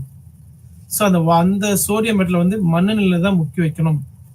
மண்ணெண்ணில முக்கி வைக்கும் போது அது வந்து அன்ரியாக்டிவ் இன் கரோசின்ஸ். அடுத்து ஒயிட் பாஸ்பரஸ். இது எதுல டிப் பண்ணி பாதுகாப்பு வைக்கணும், வாட்டர்ல தான் முக்கி வைக்கணும். இந்த கெமிக்கல்ஸ் வாட்டர் அன்ரியாக்டிவ். அடுத்து சில்வர் ரெசிடியூஸ். சில்வர் ரெசிடியூஸ் எதுல வந்து டிப் பண்ணி வைக்கணும்னா ஹைட்ரோகுளோரிக் ஆசிட்ல டிப் பண்ணி வச்சோம்னா, இந்த மூணுமே ஒரு உதாரணத்துக்கான கொடுத்துருக்கோம். இந்த மாதிரி எந்தெந்த பொருள்ல எந்தெந்த மீடியத்துல ஸ்டோரேஜ் பண்ணும்போது அது அதிகமான வீரியத்தை வெளியே காட்டாது. Transport and bulk chemicals. நம்ம ஒவ்வொரு கெமிக்கல்ஸ் ஆர்டர் பண்ண பார்த்தோம்னா சின்ன சின்ன பாட்டில் இருந்து பெரிய பாட்டில் வரை நம்ம நிறைய கெமிக்கல்ஸ் ஆர்டர் பண்றோம். அது ஒரு இடத்துல இருந்து இன்னொரு இடத்துக்கு கொண்டு வரும்போது மிக அபாயகரமான பல விஷயங்களை சந்திக்க வேண்டியிருக்கும். அது எப்படி கையாளணும், அப்படி கொண்டு வரும்போது நம்ம எப்படி அது லேபிள ஸ்டோரேஜ் பண்ணி வைக்கணும்னு சொல்லி விஷயத்தை இங்க பார்ப்போம். பொதுவாக நம்ம லேபிள வந்து பார்த்தீங்கன்னா 500 ml இருந்து 1 லிட்டர் 2 லிட்டர் இப்படி நிறைய ஆர்டர் பண்ணுவாங்க. அந்த மாதிரி பாட்டில்ஸ் கெமிக்கல்ஸ், சால்வன்ஸ் சொல்லக்கூடிய கரைப்பான்கள், அது உலோக டின்ல கூட பெரிய பெரிய இதெல்லாம் பெரிய பெரிய பேரல் இதெல்லாம் உலோக டின்னு சொல்லுவாங்க. அந்த ஸ்டீல் கண்டெய்னர் அந்த உலோக டின்ல வந்து வாங்கி வைப்பாங்க. இதெல்லாம் ஒவ்வொரு தனித்தனி இடத்துல நம்ம வந்து ஸ்டோரேஜ் பண்ணி வைக்கணும். அப்படி ஸ்டோரேஜ் பண்ணும்போது என்ன செய்யணும், பல்க் ஸ்டோரேஜ் இருக்கிற பெரிய பெரிய டேங்க்ல இருக்கிறதெல்லாம் ஒரு சின்ன இதுல சின்ன பீக்கருக்கு மாத்தி அதுதான் என்ன செய்யணும் லேபுக்கு யூஸ் பண்ணணும். உடனடி தேவையான கெமிக்கல்ஸ் மட்டும் தான் நம்ம லேப்ல அதிகமாக இருக்கணும். மெத்தடெல்லாம் வந்து ஸ்டாக் லிஸ்ட்ல நம்ம என்ன செய்யணும், கொண்டு போயிடணும். இப்போ அது மட்டும் இல்லாம ஒரு கண்டெய்னர் வந்து கூல் டெம்பரேச்சர் ஸ்டேபிளா இருக்கும் ஒரு சால்வெண்ட்லாம். ஒரு ஃப்ரிட்ஜ்ல இருந்து எடுத்து இன்னொரு லேபுக்கு கொண்டு போறதுக்குள்ள அது என்ன செய்யணும், குளிர்ச்சியா இருந்தது வெப்பத்தை அடையக்கூடிய வாய்ப்பு கிடைக்குது. ஸோ கூலிங்கான பிளேஸ்ல ஸ்டோரேஜ் பண்ண கெமிக்கல்ஸ் கூலிங்லேயே இருந்தா அதோட எக்ஸ்ப்ளோசிவ்னஸ் கம்மியாகும். டக்குன்னு ஃப்ரிட்ஜ்ல இருந்து எடுத்து நம்ம லேபுக்கு கொண்டு வரும்போது ரூம் டெம்பரேச்சர் அதிகப்படுத்தும் போது அந்த கெமிக்கல் சுத்தி இருக்க என்வரான்மெண்ட் ஹீட் ஆகும்போது என்ன செய்யும், இது ஈஸியா கண்ணாடி பிரேக் ஆகி எக்ஸ்ப்ளோஸ் ஆக வாய்ப்பு இருக்கு. ஸோ கையாளுறது ரொம்ப கேர்ஃபுல்லா கையாளணும். அடுத்து வந்து ட்ரான்ஸ்ஃபர் ஃப்ரம் லார்ஜ் கண்டெய்னர். பெரிய பெரிய கண்டெய்னர்ல இருந்து சின்ன கண்டெய்னருக்கு மாத்தும் போது நீங்க கையாளணும். ஞாபகம் வச்சுக்கொள்ள நிறைய ஒரு கொஸ்டின்ஸ் இருக்கு. அது என்ன பார்க்கணும், இது கசிவை ஏற்படுத்துமா இல்ல தீ விபத்தை ஏற்படுத்துமா சொல்லி முதல்ல தெரிஞ்சுக்கணும். அப்படி தீ விபத்து கசிவை ஏற்பட்டால் அதை அணைக்கக்கூடிய பொருள் பக்கத்திலேயே வச்சிருக்கணும். இதே கரோசின் நேச்சர் கையில அரிப்பை ஏற்படுத்தும்னா அதுக்கு இந்த உரைகளை க்ளோஸ் போட்டுக்கணும். நம்ம வந்து பிளஸ் வந்து நியூட்ரலைஸ் ஏஜென்ட்ஸ் கூட நடுநிலைப்படுத்தும் முகவர்கள் கைடன்ஸ் கொடுக்குறவங்க நியூட்ரலைஸ் பண்ண கெமிக்கல்ஸ் பக்கத்துல இருக்கணும். சுத்தம் செய்யும் வசதியாக வந்து மணல் பக்கத்துல வச்சிருக்கணும். அதை கிளீன் பண்ற மெத்தடாலஜி எல்லாமே நம்ம தெரிஞ்சிருக்கணும். பிளஸ் வந்து ஒரு சில வெடிபை அது ஈஸியா ஸ்பிளிட் ஆகுற மாதிரி, அது எப்படி சொல்றது, அது வந்து கெமிக்கல்ஸ் வந்து டப்பு டப்புன்னு தெரிக்கிற மாதிரி இருந்தால் இல்ல புகையை கக்கக்கூடியதாக இருந்தால் செய்யணும், அது காற்றோட்டமான பகுதியில் தான் வந்து ஓப்பன் பண்ணி நம்ம வந்து டிரான்ஸ்ஃபர் பண்ணணும். அது பாதுகாப்பான ஆடை கோட் போட்டுக்கணும், கிளவுஸ் போட்டுக்கணும், மாஸ்க் போட்டுக்கணும். கண்டிப்பா கண்ணாடி சொல்லக்கூடிய காகிள்ஸ் கண்டிப்பா அதை போட்டுக்கணும். ஹைஜினிக் ஹைஜினிக் சொன்னது ரொம்ப முக்கியமானது. எந்த ஒரு கெமிஸ்ட் லேபில் முடிஞ்சு வெளியே வரும்போது நம்ம கண்டிப்பா கையை வந்து நல்லா சோப் போட்டு நல்லா வாஷ் பண்ணும். ஏன்னா அந்த லேபில் இருக்க கெமிக்கல்ஸ் வந்து வேப்பில கலந்தாலும் சரி, சாலிடா இருந்தாலும் சரி, லிக்விடா இருந்தாலும் சரி, நகம் கை எல்லாத்துலயும் கண்டிப்பா வந்து பட்டிருக்கும். நல்லா வாஷ் பண்ணும்போது என்ன செய்யணும்னா அது வந்து ஈஸியா வந்து ரிமூவ் பண்ணப்படும். அதனால வந்து நம்ம ஏற்படுற உபாதைகளை கம்மி பண்ணலாம். இதுல பிரச்சனை அந்த மைக்ரோ பயாலஜிக்கல் லேப்ல யூஸ் பண்ற கெமிக்கல், அந்த உயிரினங்கள் விலங்குகள் அறுவை சிகிச்சை பண்ணும்போது இது மாதிரி பூச்சிகளை பரப்பக்கூடிய ஃபங்கஸ் இதெல்லாம் கையாளும் போது என்ன செய்யணும்னா அதுல இருந்து ஏகப்பட்ட மைக்ரோ ஆர்கானிசம் ப்ரொடியூஸ் ஆக வாய்ப்பு இருக்கு. அதையே வந்து கையாளுறது ரொம்ப சேலஞ்சிங் விஷயம் தான். நம்ம கையை சோப் போட்டு கழுவணும். அந்த அப்பாரட்டஸை வந்து ஸ்டெரிலைசைஸ் பண்ணிக்கணும். கோட் கண்டிப்பா போட்டுக்கணும். காகல்ஸ் போட்டுக்கணும். இந்த கோட் வந்து எக்காரணத்தை கொண்டும் உன் ஃப்ரெண்ட்ஸுக்கு கொடுத்து அவனை கோட்டு போட அனுமதிக்க கூடாது. ஏன்னா நம்ம லேபில் போட்டு வந்திருப்போம். கெமிக்கல்ஸ் இல்லாட்டி மைக்ரோ ஆர்கானிசம் எல்லாமே நம்ம கோட்ல தெரிஞ்சோ தெரியாம இருக்கும். அந்த கோட்டை அடுத்தவனுக்கு போகும்போது தொற்று வியாதிகள் பரப்ப வாய்ப்பு நிறைய இருக்கு. பிளஸ் அந்த கோட்டை வந்து கை கழுவுக்கு முன்னாடியே கோட்டை கழட்டி வச்சுதான் கையை வாஷ் பண்ணும். அந்த கோட் எக்காரணத்துக்கு கொண்டு வீட்டுல உபயோகப்பட கூடாது. இல்ல வீட்டுல இருந்து நோய் பரவ வாய்ப்பு அதிகமாக இருக்கும். அடுத்து தனிப்பட்ட உணர்திறன். நீங்க அதிகமா பார்க்கணும் ஒரு சில கெமிக்கல்ஸ் வந்து நமக்கு ஒவ்வாமை ஏற்படுத்தும். நீங்க வீட்டுல வாஷ் பண்ணும்போதோ ட்ரெஸ் வாஷ் பண்ணும்போதோ டிடர்ஜென்ட் சோப்போ லிக்விடோ யூஸ் பண்ணும்போது பார்த்தோம்னா நம்ம கையில வந்து ஒரு ஒரு வித்தியாசமான உணர்வுகளை ஏற்படுத்தும். தோல் உரிகிறது, அது இச்சிங்கா இருக்கு, சிறு சிறு அரிப்பை ஏற்படுத்தும். நமக்கு இந்த சோப்பு சேரல, அலர்ஜியா இருக்கு, கையில ஒரு மாதிரி ஒயிட்டா தெரியுது, ஸ்கின் ப்ராப்ளம் ஏற்படுது சொல்லி ஒரு ஃபீலிங் ஏற்பட்டாலும் அந்த மாதிரி கெமிக்கல்ஸ் எல்லாமே வந்து உங்களுக்கு மட்டும் தான் அந்த இச்சிங். அது டிபெண்ட்ஸ் ஆஃப் அந்த ஹியூமன் பீயிங் பொறுத்து. ஒரு சோப்பு யூஸ் பண்ணாங்கன்னா அவனுக்கு அந்த சோப்பு அவங்களுக்கு வந்து அந்த டிடர்ஜென்ட் சோப்பு எல்லாமே அவருக்கு சேராட்டி அதே சோப்பு வந்து மித்தவங்களுக்கு சேராம இருக்கணும்னு சொல்லி அவசியம் கிடையாது. அது தனிப்பட்ட முறையில உங்களுக்கு அது ஒவ்வாமை ஏற்படுத்தும். அதே மாதிரி ஒவ்வொரு கெமிஸ்ட் லேப்லயும் ஜுவாலஜி லேப்லயும் micro organism lab micro chemist lab நம்ம பயோகெமிஸ்ட் லேப்லயும் கிருமி நாசினிகள், சாயங்கள், நிக்கல், குரோமியம் உப்புகள் இது வந்து நிறைய விஷயங்கள்ல ஒவ்வாமை ஏற்படும். யாருக்குன்னா கண் மற்றும் நுரையீரல் பாதிப்பு ஏற்படுத்தும். அதனால நீ இது சிம்பிளா வந்து எப்படி அவாய்ட் பண்ணலாம், ஹேண்ட் க்ளோவ்ஸ் போட்டுக்கிட்டோம்னா நம்ம வந்து ஸ்கின் டைரக்டா வந்து அந்த கெமிக்கல்ஸ்லயும் அந்த டிடர்ஜென்ட் பொருளை படாம பார்த்துட்டா போதும் நம்ம பாதுகாப்பா இருக்கலாம். லெபரட்டரி ஹைஜீனிக் உங்களுக்கு நல்லா தெரியும். லெபரட்டரி நிறைய சுகாதார தொடர்ச்சியான கவனம் தேவை. நம்ம இப்ப இருக்க இண்டஸ்ட்ரியில இருந்து பள்ளிக்கூடம், கல்லூரி, ரிசர்ச் சென்டர்ல எல்லாமே அந்த கவனம் குறைபாடு கம்மியா தான் இருக்கு. கவனம் குறைபாடு ரொம்ப அதிகமா இருக்கு. ஸோ நீங்க நாளைக்கு லெபரட்டரி இன்சார்ஜ் ஆகும்போது இதெல்லாம் நீ கையாளுறது முறையை கண்டிப்பா கத்துக்கணும். ஒவ்வொரு கெமிஸ்ட்ரி ப்ராடக்ட்களோ இல்ல பயாலஜி ரத்தம், பிளாஸ்மா, சீரம், ரசாயனங்கள், பேட்டரி ஆசிட்ஸ் இதெல்லாம் பயன்படுத்தும் போது அது ப்ராப்பரான முறையில் வந்து தொடச்சி கிளீன் பண்ணி வைக்கணும். அந்த கெமிக்கல்ல கை விரல்களுக்குள்ளேயோ நேரத்துக்குள்ளேயோ நம்ம சுவாசமா ஹெல்த்துக்குள்ள போய் நம்ம பாடிக்குள்ள போயிடுச்சுன்னா அது ஏற்பட்ட உடல் உபாதைகளை ஏற்படும், கணிசமான சேதத்தை ஏற்படுத்தும். ஸோ அது பாதுகாப்பாக கையாளணும். பாதுகாப்பாக ஸ்டோரேஜ் பண்ணணும். ரசாயன பரிமாற்றம் பற்றிய அறிவு உங்களுக்கு இருக்கணும். ஐ மீன் அந்த தெளிச்சு உங்களுக்கு இருக்கணும். ஒரு லேபிள் இருந்து இன்னொரு லேபிளுக்கு கொண்டு போகிற கெமிக்கல்ஸ் எல்லாமே பாதுகாப்பான முறையில் ட்ரேலில் வச்சு கொண்டு போகணும். ட்ரேலி சொல்லக்கூடிய அந்த அந்த அந்த வண்டியில் வச்சு கொண்டு போகணும். எக்காரத்துக்கு கொண்டு பாட்டில் உடஞ்சோ அதனால ஃபியூம்ஸ் எதுவுமே ஏற்படுத்தக்கூடாது, எக்ஸ்ப்ளோஷன் ஏற்படுத்தக்கூடாது. ஹசார்டஸ் இன் பயாலஜிக்கல் லேபோரட்டரி உங்களுக்கு நல்லா தெரியும். எல்லா பள்ளி, கல்லூரி, பல்கலைக்கழகங்கள், ஃபாரன்சிக் லேப், தடயவியல் துறை, மருத்துவமனைகள், இந்த மாதிரி நிறைய இடத்துல வந்து கெமிக்கல்ஸ் யூஸ் பண்றாங்க. அதே மாதிரி அனிமல்ஸ் யூஸ் பண்ணாங்க, விலங்குகள் யூஸ் பண்றாங்க. தாவரமான திசுக்கள், தாவரத்தின் திசுக்கள், பயாலஜிக்கல் டிஷ்யூ எல்லாம் யூஸ் பண்றாங்க. அதெல்லாம் என்ன செய்யணும்னா ப்ராப்பரான முறையில் கையாண்டு அதெல்லாம் ஏற்படக்கூடிய உபாதைகள், நோய் தொற்று எல்லாமே இல்லாமல் பார்த்துக்கணும்னா நம்ம ஒரு சில ஆபத்தான விஷயங்களை கடந்தா வரணும். அந்த ஆபத்தான விஷயங்களை எப்படி கடக்கணும்னா நோய் தொற்று மற்றும் ஒவ்வாமை தோன்று உருவக்கூடிய அந்த அந்த பயாலஜிக்கல் வேஸ்ட்ல இருந்து நம்ம பாதுகாப்பாக வச்சுக்கணும்னா நம்ம கண்டிப்பா வந்து அதை பற்றி பொது அறிவு நமக்கு அவசியம். அதாவது கெமிஸ்ட் லேப்ல ஊற்றுதல், கிளறுதல், சென்ட்ரிஃபியூஜ் பண்றது, பிளஸ் இது மாதிரி நிறைய பண்ணும்போது வந்து நுண்ணுயிர்களோ கெமிக்கலோ வேப்பரா மேல ரூம்ல இருக்கும். அந்த இதை நம்ம தெரிஞ்சோ தெரியாம சுவாசம் பண்ணும்போது நம்ம உடம்புல ஏற்பட்ட உபாதைகள் ஏற்படும். அது எப்படி கையாளுறாங்கன்னா பொதுவாக வந்து இந்த மாதிரி முக்கியமான ஒரு 12 விதியை நம்ம வந்து மனசுல வச்சுக்கணும். எனி லெபோரட்டரி இருந்தாலும் சரி இந்த 12 விஷயத்தை வச்சுக்கணும். சாப்ஸ் அதிகமான அதாவது ஊசியான பொருள், கத்தி, சிசர், இதை வச்சு அனிமல்ஸ் அறுக்கிற விஷயம் சரி, கட் பண்ற இன்ஸ்ட்ருமெண்டாலும் சரி, பிளஸ் வந்து ரேசர்கள், கண்ணாடி, லான்செட்டுகள், மைக்ரோ பிளேட்டுகள், ஹைப்போடெர்மிக் ஊசிகள், இந்த வேலை எல்லாத்தையும் வந்து நம்ம கையாளுறதை நம்ம கண்டிப்பா தெரிஞ்சுக்கணும். எப்படி கையாளணும், எப்படி ஸ்டெரிலைசைஸ் பண்ணணும், அதெல்லாம் என்ன ஏற்படும் வியாதிகள் என்னென்ன உற்பத்தி பண்ண போறோம், அந்த உற்பத்தியான வியாதிகள் மூலமா, நுண்ணுயிர்கள் மூலமா நமக்கு என்ன நோய் வரப்போகுது முன்கூடியே நீங்க வந்து படிச்சு தெரிஞ்சு வச்சுக்கணும். அடுத்த நுண்ணுயிர்களின் கல்ச்சர்ஸ் பயாலஜிக்கல் லேப்ல போனா கல்ச்சர் ப்ரொடியூஸ் பண்ணுவாங்க, அதை பத்தி நீ தெரிஞ்சுக்கணும். ஆய்வக விலங்குகள் மற்றும் அவற்றின் சடலங்கள், படுக்கை, குப்பை, ஆய்வகத்தில் உபயோகப்படுத்த விலங்குகள், அது வந்து அது சர்ஜரி பண்ணி படிப்பாங்க இல்லையா, அந்த ஜுவாலஜி லேப், அதை பயன்படுத்துகிற எக்யூப்மெண்ட்ஸ், அந்த வேஸ்டான மெட்டீரியல் எப்படி டிஸ்போஸ் பண்ணுறது கண்டிப்பாக தெரிஞ்சுக்கணும். அக்வாரியா, தண்ணீர் குளியல், இன்குபேட்டர்கள், ஓவன்கள் பற்றி கண்டிப்பாக மின் சாதனங்களை நீ கையாள தெரிஞ்சுக்கணும்.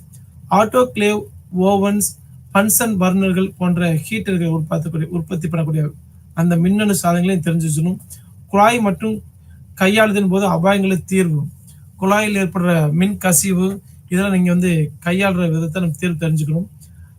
கரை மற்றும் கார்சினோஜெனிக் ஸ்டெயின்ஸ், கார்சினோஜெனிக் மற்றும் போன்ற கார்சினோஜெனிக் அதிக நாள் பயன்படுத்தும் போது அந்த கரைகள் மூலமா ஏற்படுற பிரச்சனைகள், பூச்சிக்கொல்லி மருந்து, கரைப்பான், இதெல்லாம் வந்து அதிகமாக இன்கில் பண்ணும்போதோ அதிகமாக ஹேண்டில் பண்ணும்போதோ நம்ம உடம்புல இருந்து பலவித வியாதிகளை ஏற்படுத்தும். நச்சு பொருட்கள், பாய்சன் கேஸ், பாய்சன் கெமிக்கல்ஸ், இதெல்லாம் பாதுகாப்பாகவும் சேஃப்டியாக வச்சுக்கணும். கதிரி இயக்கத்தை உருவாக்கக்கூடிய வேதிப்பொருட்களையும் நம்ம கையாளுறது, பாதுகாப்பு போடுறது, ஒருத்தர் கைப்பட லாக்கின் கீழே ரிஜிஸ்டர் நோட்டு மெயின்டைன் பண்ணி வச்சுக்கணும். பிளஸ் பிளான்ட் பொருட்களோட வித்து, சீட்ஸு, மகரந்தம், தாவரங்கள், இதெல்லாம் வந்து ஃபங்கஸ் மாதிரி உருவாக்கிச்சுன்னா நமக்கு வந்து ஒவ்வாமை இல்லை பல நோய்களை ஏற்படுத்தும். அதை எப்படி கையாளுறது நீங்க என்ன செய்யணும், இந்த விஷயத்துல நீங்க கத்துக்கணும். அடுத்து லெபோரட்டரி அனிமல்ஸ். ஒரு அனிமல்ஸ் வந்து ஒரு லேப்ல இருந்து வாங்க, ஒரு டீலர்ஸ் வந்து நம்ம வாங்கணும்னா அந்த அனிமல்த்தை எப்படி வாங்கணும், எப்படி கையாளணும், எப்படி அதை அப்புறப்படுத்தணும், 3 விஷயம் தெரிஞ்சுக்கணும். எப்படி வாங்கணும், சப்ளையர் யார், எப்படி வாங்கணும், பிளஸ் அது எப்படி கையாளணும், ஹேண்டில் பண்ணணும், பிளஸ் டிஸ்போஸ் பண்றது, 3 விஷயம் முக்கியம். பொதுவாக விலங்குகளை வாங்கும்போது வந்து நம்ம எல்லாத்தையும் ஒரு பெட் அனிமல் ஸ்டாப்ல வாங்கக்கூடாது. யார் ப்ராப்பரான டீலரோ அவர்கிட்ட தான் வாங்கணும். நாம இஷ்டத்துக்கு பெட் அனிமல் ஸ்டோர்லயோ பிளஸ் காட்டு விலங்கு காட்டு பகுதியிலையோ இல்லை இந்த மாதிரி அதிகமான மரம் இருக்க பகுதியில் இருக்க விலங்குகளை கொண்டு வந்து நம்ம லேப்ல பயன்படுத்தக்கூடாது. ஏன்னா பொதுவாக அந்த விலங்குலேருந்து ஏகப்பட்ட வியாதிகள் உருவாக வாய்ப்பு இருக்கு.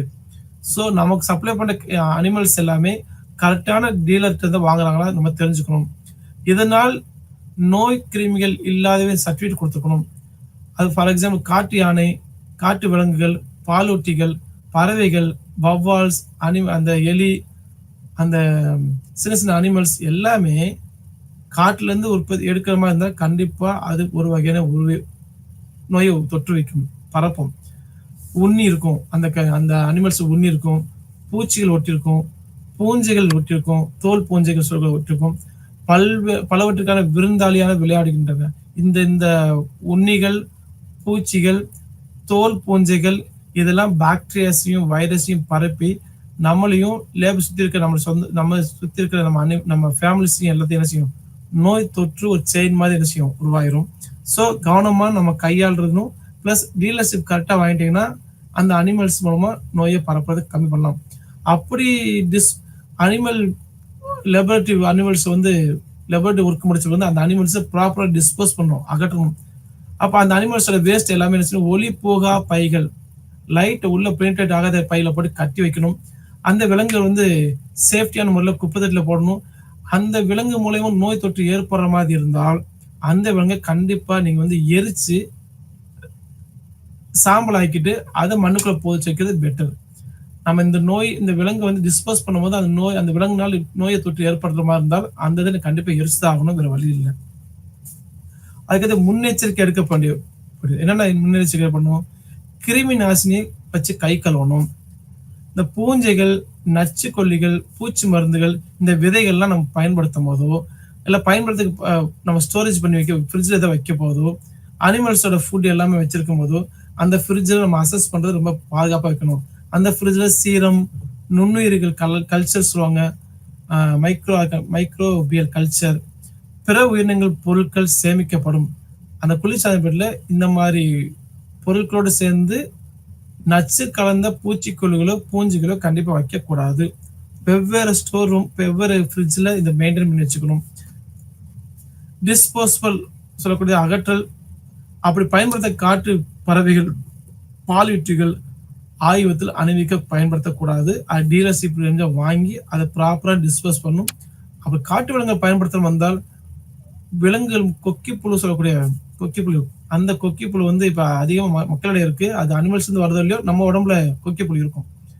அது ப்ராப்பரான முறையில் ரிமூவ் பண்ணிடலாம். அது ஈஸியான மெத்தட் தான். அதுக்கு மாத்திரை நிறைய இருக்கு. ஆனா அதே இந்த கொக்கிப்புழு உருவாக்க அந்த அனிமல்ஸ் உற்பத்தி மையமா இருக்கும். ரேபிஸ் சொல்லக்கூடிய டிசீஸ் உருவாக்கும். பி வைரஸ் சொல்லக்கூடிய தொற்று உயிரை உருவாக்கும்.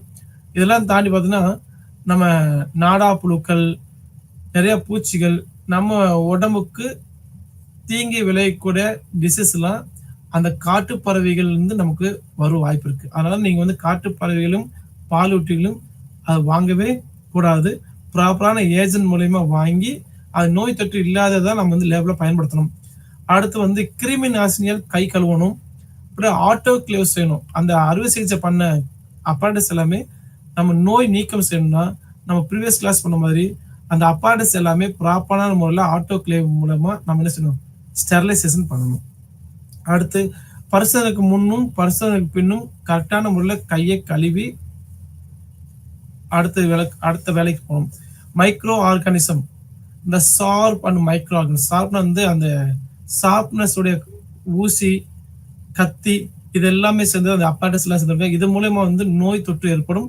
ஈகோலை சொல்லக்கூடியது, ஈகோலை சொல்றது பொதுவாக நமக்கு நோயை நம்ம உடம்பு உபாதைகள் ஏற்படுத்துது. அதே ஈகோலை இருக்கிற இடத்தை பொறுத்து நம்ம ரத்த கலந்துச்சுன்னா நம்ம செப்டிசிமியா சொல்லக்கூடிய ஒரு வியாதியை ஏற்படுத்தும். அதுக்கடுத்து அந்த மாதிரி அந்த சின்ன சின்ன மைக்ரோ ஆர்கானிஸ் என்னது நம்ம மூக்கு வழியா உள்ள போகலாம், கண் வழியா உள்ள போகலாம், சுவாச வாயு வழியா உள்ள போகலாம். இது மாதிரி தோல் காயங்கள் மூலமாகவும் உள்ள போட வாய்ப்பு இருக்கு. அப்படி உள்ள பேசினால் நம்ம உடம்புல ஏற்பட்ட உபாதைகளை ஏற்படுத்தும். இதை மாற்று கருத்து கிடையாது. ஹேண்டலிங், அப்ப வெரி சிம்பிளா நம்ம இதெல்லாம் அவாய்ட் பண்ணணும். என்ன செய்யணும், கையுறை போட்டுக்கணும், மாஸ்க் போட்டுக்கணும், ஆய்வு கோட், லேப் கோட் போட்டுக்கணும். இதன் மூலியமாக நம்ம வரக்கூடிய வியாதிகளை அந்த நேரடி தொடர்பு தடுக்கலாம். ஆனா காற்றில் பரவக்கூடிய பூஞ்சைகளோ வைரஸ் பாக்டீரியா எது இருந்தாலோ நீர்த்துளி அந்த லேப்ல இருக்க அந்த அட்மாஸ்பியர்ல இருக்க கெமிக்கல்ஸ் வேப்பர்ஸோ நம்மளால கண்ட்ரோல் பண்ண முடியாது. என்னதான் மாஸ்க் போடணும் கண்டிப்பா உள்ள போகும். அதனால பூஞ்சைனால் பரவக்கூடிய நோயா இருந்தாலும் சரி, ஏரசல் நீர்த்துளியில பரவக்கூடிய நோயா இருந்தாலும் சரி, இதை கையாளுறது கொஞ்சம் சிரமம் தான். ஆனா அதை நம்ம ஈஸியா கையாளுறதுக்கு இன்னொரு இருக்கு. அதுக்கு பேரு ஸ்டெரைல் கேபினட் சொல்லுவாங்க. மலட்டு தன்மை ஏற்படுத்தக்கூடிய ஒரு அறை. அது அறையை பார்ப்போம். அதுக்கு பேர் ஹேண்ட்லிங் ஆஃப் டிரான்ஸ்ஃபர் சேம்பர் சொல்லுவாங்க. ஒரு லேடி உட்காந்து ஒர்க் பண்ணிட்டு இருக்காங்க இல்லையா? அந்த லேப்ல வந்து அந்த சேம்பருக்குள்ள என்ன செய்யணும்னா, ஒரு புற ஊதா கலர் லைட்டும், பிளஸ் வந்து ஒரு ஒரு பர்ட்டிகுலர் டெம்பரேச்சர் மெயின்டெயின் பண்ணும். அது பக்கத்துல வந்து ஆல்கஹால் எரியக்கூடிய ஒரு பர்னர் இருக்கும். அது பைய எரிஞ்சுட்டு இருக்கும். அந்த சேம்பருக்குள்ள வந்து எந்த வகையிலும் எந்த உயிரினமும் இருக்க போயாது. இ வாழக்கூடிய சூழ்நிலை அந்த சேம்பர்ல உருவாகும். அப்ப எளிதில் ஆவியா பாய்சனை உற்பத்தி பண்ணக்கூடியதோ, எளிதில் நோய் தொற்று உருவாக்கக்கூடிய மைக்ரோ ஆர்கானிசோ, அந்த மாரி கல்ச்சர்ஸ் எல்லாத்தையும் என்ன செய்யணும்னா, இந்த பாக்ஸ் இந்த சேம்பருக்குள்ள உள்ள வச்சு, அந்த சேம்பர்ல நம்ம ஆப்பரேட் பண்ணோம்னா, அது வெளிய வரும் பாட்டில ஓப்பன் பண்ணும்போது அந்த மைக்ரோஸ் வெளிய வந்தால், அங்க சேம்பர்ல இருக்க எல்லா அட்மாஸ்பியரும் அந்த மைக்ரோ ஆர்கானிசத்த அழிச்சிரும். அதுக்கு தான் இந்த பொதுவா வந்து பயாலஜிக்கல் லேப்ல பயன்படுத்துவாங்க. இப்போ ஒவ்வொரு லேப்லயும் ரிசர்ச் லேப்ல அதிகமா பயன்படுத்திருக்காங்க. மாஸ்டர் டிகிரி லேப்லயும் அதிகமா பயன்படுத்துறாங்க. அது மட்டும் இல்லாம அந்த லேப்ல முடிச்ச பிறகு லேப்ல சுத்தி இருக்க சிந்திருக்க கெமிக்கல்ஸ், வொர்க்கிங் டேபிள்ல சிந்திருக்க கெமிக்கல்ஸ், பயாலஜிக்கல் வேஸ்ட் எல்லாமே என்ன செய்யணும்னா, நம்ம வந்து ப்ராப்பரான ஆன்டி ஆக்சிடென்ட் இல்லாட்டி ஸ்பிரிட்ட போட்டு நம்ம என்ன செய்யணும், லைசால்ஸ் போட்டு நல்லா கிளீன் பண்ணணும். கிளீன் பண்ணது மட்டும் இல்லாம நம்ம யூஸ் பண்ற எல்லா கெமிக்கல்ஸையும் அப்பாரட்டஸ் எல்லாமே ஆட்டோகிளேவ்ல போட்டு என்ன செய்யணும், ஐ மீன் ஆட்டோகிளேவ் சொல்லக்கூடிய ஆட்டோகிளேவ்ல போட்டு ஸ்டெர்லைஸ் பண்ணி அதை பாதுகாப்பான முறையில் துணியோ இல்ல அது பர்டிகுலர் காட்டனோ இல்ல பர்டிகுலர் ஃபாயில்ஸை போட்டு சுத்தி அடுத்த ப்ராடக்ட்ல நம்ம ரெடியா எடுத்து வைக்கணும். அது ப்ரீவியஸ் செக்ஷன்லயே பார்த்தோம். That is sterilization of apparatus சொல்லுவாங்க. அடுத்த ஸ்டெர்லைசேஷன் அப்பாரட்டஸ் நிறைய முறைகள் இருக்கு. அதில் நமக்கு அதிகமாக பயன்படுத்துவது குக்கர் மாதிரி இருக்கும். இல்லை ஆட்டோகிளேவ்ல போட்டு ஒரு பர்டிகுலர் டெம்பரேச்சர் 160 டிகிரில வந்து 1 ஹவர் வச்சிருந்தா போதும். எல்லா அப்பாரட்டஸும் ஸ்டெர்லைஸ் ஆயிரும். அதன் மூலியமாக ஒரு நோய் வந்து அழிக்கப்படும். அதை நம்ம என்ன செய்யலாம், அடுத்த ப்ராடக்ட்ல பயன்படுத்தலாம். இல்ல நிறைய மெத்தடாலஜி லைசால்ஸ் போட்டு 3% 3% லைசால்ஸ் போடலாம். ஆல்கஹால் போட்டு ஸ்ப்ரே பண்ணலாம். அந்த லேபிள ஃபுல்லா நீங்க கில் பண்ணணும்னு நினைச்சீங்கன்னா அந்த லேபிள் வந்து ஆல்கஹால் ஸ்பிரிட் லேம்ப் அதிகமாக பயன்படுத்துறீங்கன்னா அந்த அட்மாஸ்பியருக்கு ஓகஸ் ஆல்கஹால் வந்து அங்க இருக்க மைக்ரோ ஆர்கனிசம் என்ன செய்யணும், ஈஸியா அழிச்சிடும். டிஸ்போசபிள் ஒரு பொருளை வந்து ஒரு ரிசர்ச் ஒரு லேப்ல வந்து எக்ஸ்பெரிமெண்ட் பண்றதை காட்டிலும் அந்த பண்ணி முடிச்ச வேஸ்ட்டை வந்து எப்படி அப்புறப்படுத்துறது ரொம்ப முக்கியம். ஆனா அதுல இருந்து நோய் தொற்று அதிகமா பரவும். ஸோ அதை எப்படி அப்புறப்படுத்துவோம், உங்களுக்கு சொன்ன ப்ராப்பரான லேபிள் அட்டாச் பண்ண ஒட்டிய டைட் பேக்டு பிளாஸ்டிக்ஸ் தான் பயன்படுத்தணும். ஒரு சில பேக்ஸ் வந்து டேமேஜ் ஆகக்கூடாது, கெட்டியான பிளாஸ்டிக் யூஸ் பண்ணும். அதுல இருந்து கண்டிப்பா ஸ்டிக்கர் ஒட்டிக்கணும். இது வந்து பயோ வேஸ்ட்டோ, நீங்க ஹாஸ்பிட்டல பார்த்து பயோ வேஸ்ட்ல போட்டிருப்பாங்க, அது ப்ராப்பரா டிஸ்போஸ் பண்ணும். அது மட்டும் இல்லாம ஒரு பெஸ்ட் எக்ஸாம்பிள்னா ஒரே இரவில் வந்து ஒரு 12 மணி நேரம் அந்த கிருமி நாசினியில வந்து நம்ம யூஸ் பண்ண எல்லா அப்பாரட்டஸ் டிப் பண்ணி வச்சுட்டு காலில் வந்து நம்ம வாஷ் பண்ணா போதும். ஆட்டோமேட்டிக்கா வந்து அது வந்து இருக்கிற கல்ச்சர்ஸ் கிருமிகள் எல்லாமே வந்து ஸ்டெர்லைஸ் ஆட்டோகிளேவ் மூலமா கருத்தடை செய்யப்படும். சமரி இந்த அலையில நம்ம நிறைய விஷயங்கள் கத்துக்கிட்டோம். ஒண்ணு வந்து ரசாயனம் உயிரியல் அபாயங்களை ஏற்பட கெமிக்கலை எப்படி நம்ம வந்து கையாளணும், வேதிப்பொருள் மற்றும் உயிரியலால் ஏற்படும் அபாயங்களை எப்படி கையாளணும் நம்ம தெரிஞ்சுக்கிட்டோம். அடுத்து வந்து அதனால ஏற்படும் ஆபத்துகள், ஒண்ணு நச்சை ப்ரொடியூஸ் பண்ணும், இல்லை வெடி விபத்தை ஏற்படுத்தும், இல்லாட்டி எப்படி இந்த ரசாயன பொருளை ஸ்டோரேஜ் பண்றது நம்ம தெரிஞ்சுக்கிட்டோம். அபாயகரமான ரசாயன பொதுவான நச்சுத்தன்மை கொண்டதா இருக்கும், இல்லை வெடிக்கக்கூடிய பொருளா இருக்கும், இல்லை எளிதில் எரியக்கூடிய பொருளா இருக்கும். இதை அவங்க கொடுக்க சிஸ்டம் அந்த லேபிள் ஒட்டிருக்க அந்த அந்த குறிப்புகள் மூலமா நம்ம என்ன செய்யணும், ஸ்டோரேஜ் எப்படி பண்ணணும், அது எப்படி ஹேண்டில் பண்ணணும், அதனால் ஏற்படுகிற பிரச்சனைகளை எப்படி கையாளணும், அது முன்னெச்சரிக்கையாக நம்ம ஃபர்ஸ்ட் எய்டு பாக்ஸோ நம்ம மணல் வாளியோ எப்படி வரிசை நம்ம பக்கத்தில் வச்சுக்கணும்னு சொல்லி உங்களுக்கு நல்லா தெரிஞ்சிருச்சு. இந்த பொருட்கள் போக்குவரத்து, அதாவது வேதியியல் பொருட்கள் வந்து ஒரு இடத்துல இருந்து இன்னொரு இடத்துல டிரான்ஸ்போர்ட் பண்றது, எப்படி டிரான்ஸ்ஃபர் பண்ணணும், அது எல்லாமே வந்து இன்டர்நேஷனல் ஸ்டாண்டர்ட் மெத்தட்ல டிரான்ஸ்ஃபர் பண்ணணும். அந்த பாட்டில கொண்டு வரும்போதோ எக்காலத்துக்கு கொண்டு உடையாம அதனால பெரிய தீங்கு விளைவிக்காம இருக்கணும். பிளஸ் வந்து அந்த ஆபத்தான பொருட்கள் வந்து ஏற்படக்கூடிய ஃபியூம்ஸ், புகை, அதனால வந்து செகண்டரி டிசீஸ் சொல்லக்கூடிய லங்ஸ் கேன்சர், ஸ்கின் கேன்சர் நிறைய வரும், கண் எரிச்சல் இது நிறைய ஏற்படுறதுனால அதை நீங்க பாதுகாப்பா வச்சுக்கணும். அடுத்து வந்து உயிரில் பயாலஜிக்கல் லேப்ல வந்து ஏற்படும் விலங்குகள் ஏற்படக்கூடிய தொற்று, அது நம்ம ஸ்கின் ப்ராப்ளமோ இல்லை தொற்றுகள் ஏற்படும் ஒவ்வாமை, அலர்ஜி இந்த மாதிரி நோய் உருவாக்கும். அதை நீங்க கேண்டில் பண்ணா கண்டிப்பா நம்ம ஸ்டெர்லைஸ் பண்ண எக்யூப்மெண்ட்ஸ் தான் யூஸ் பண்ணணும்.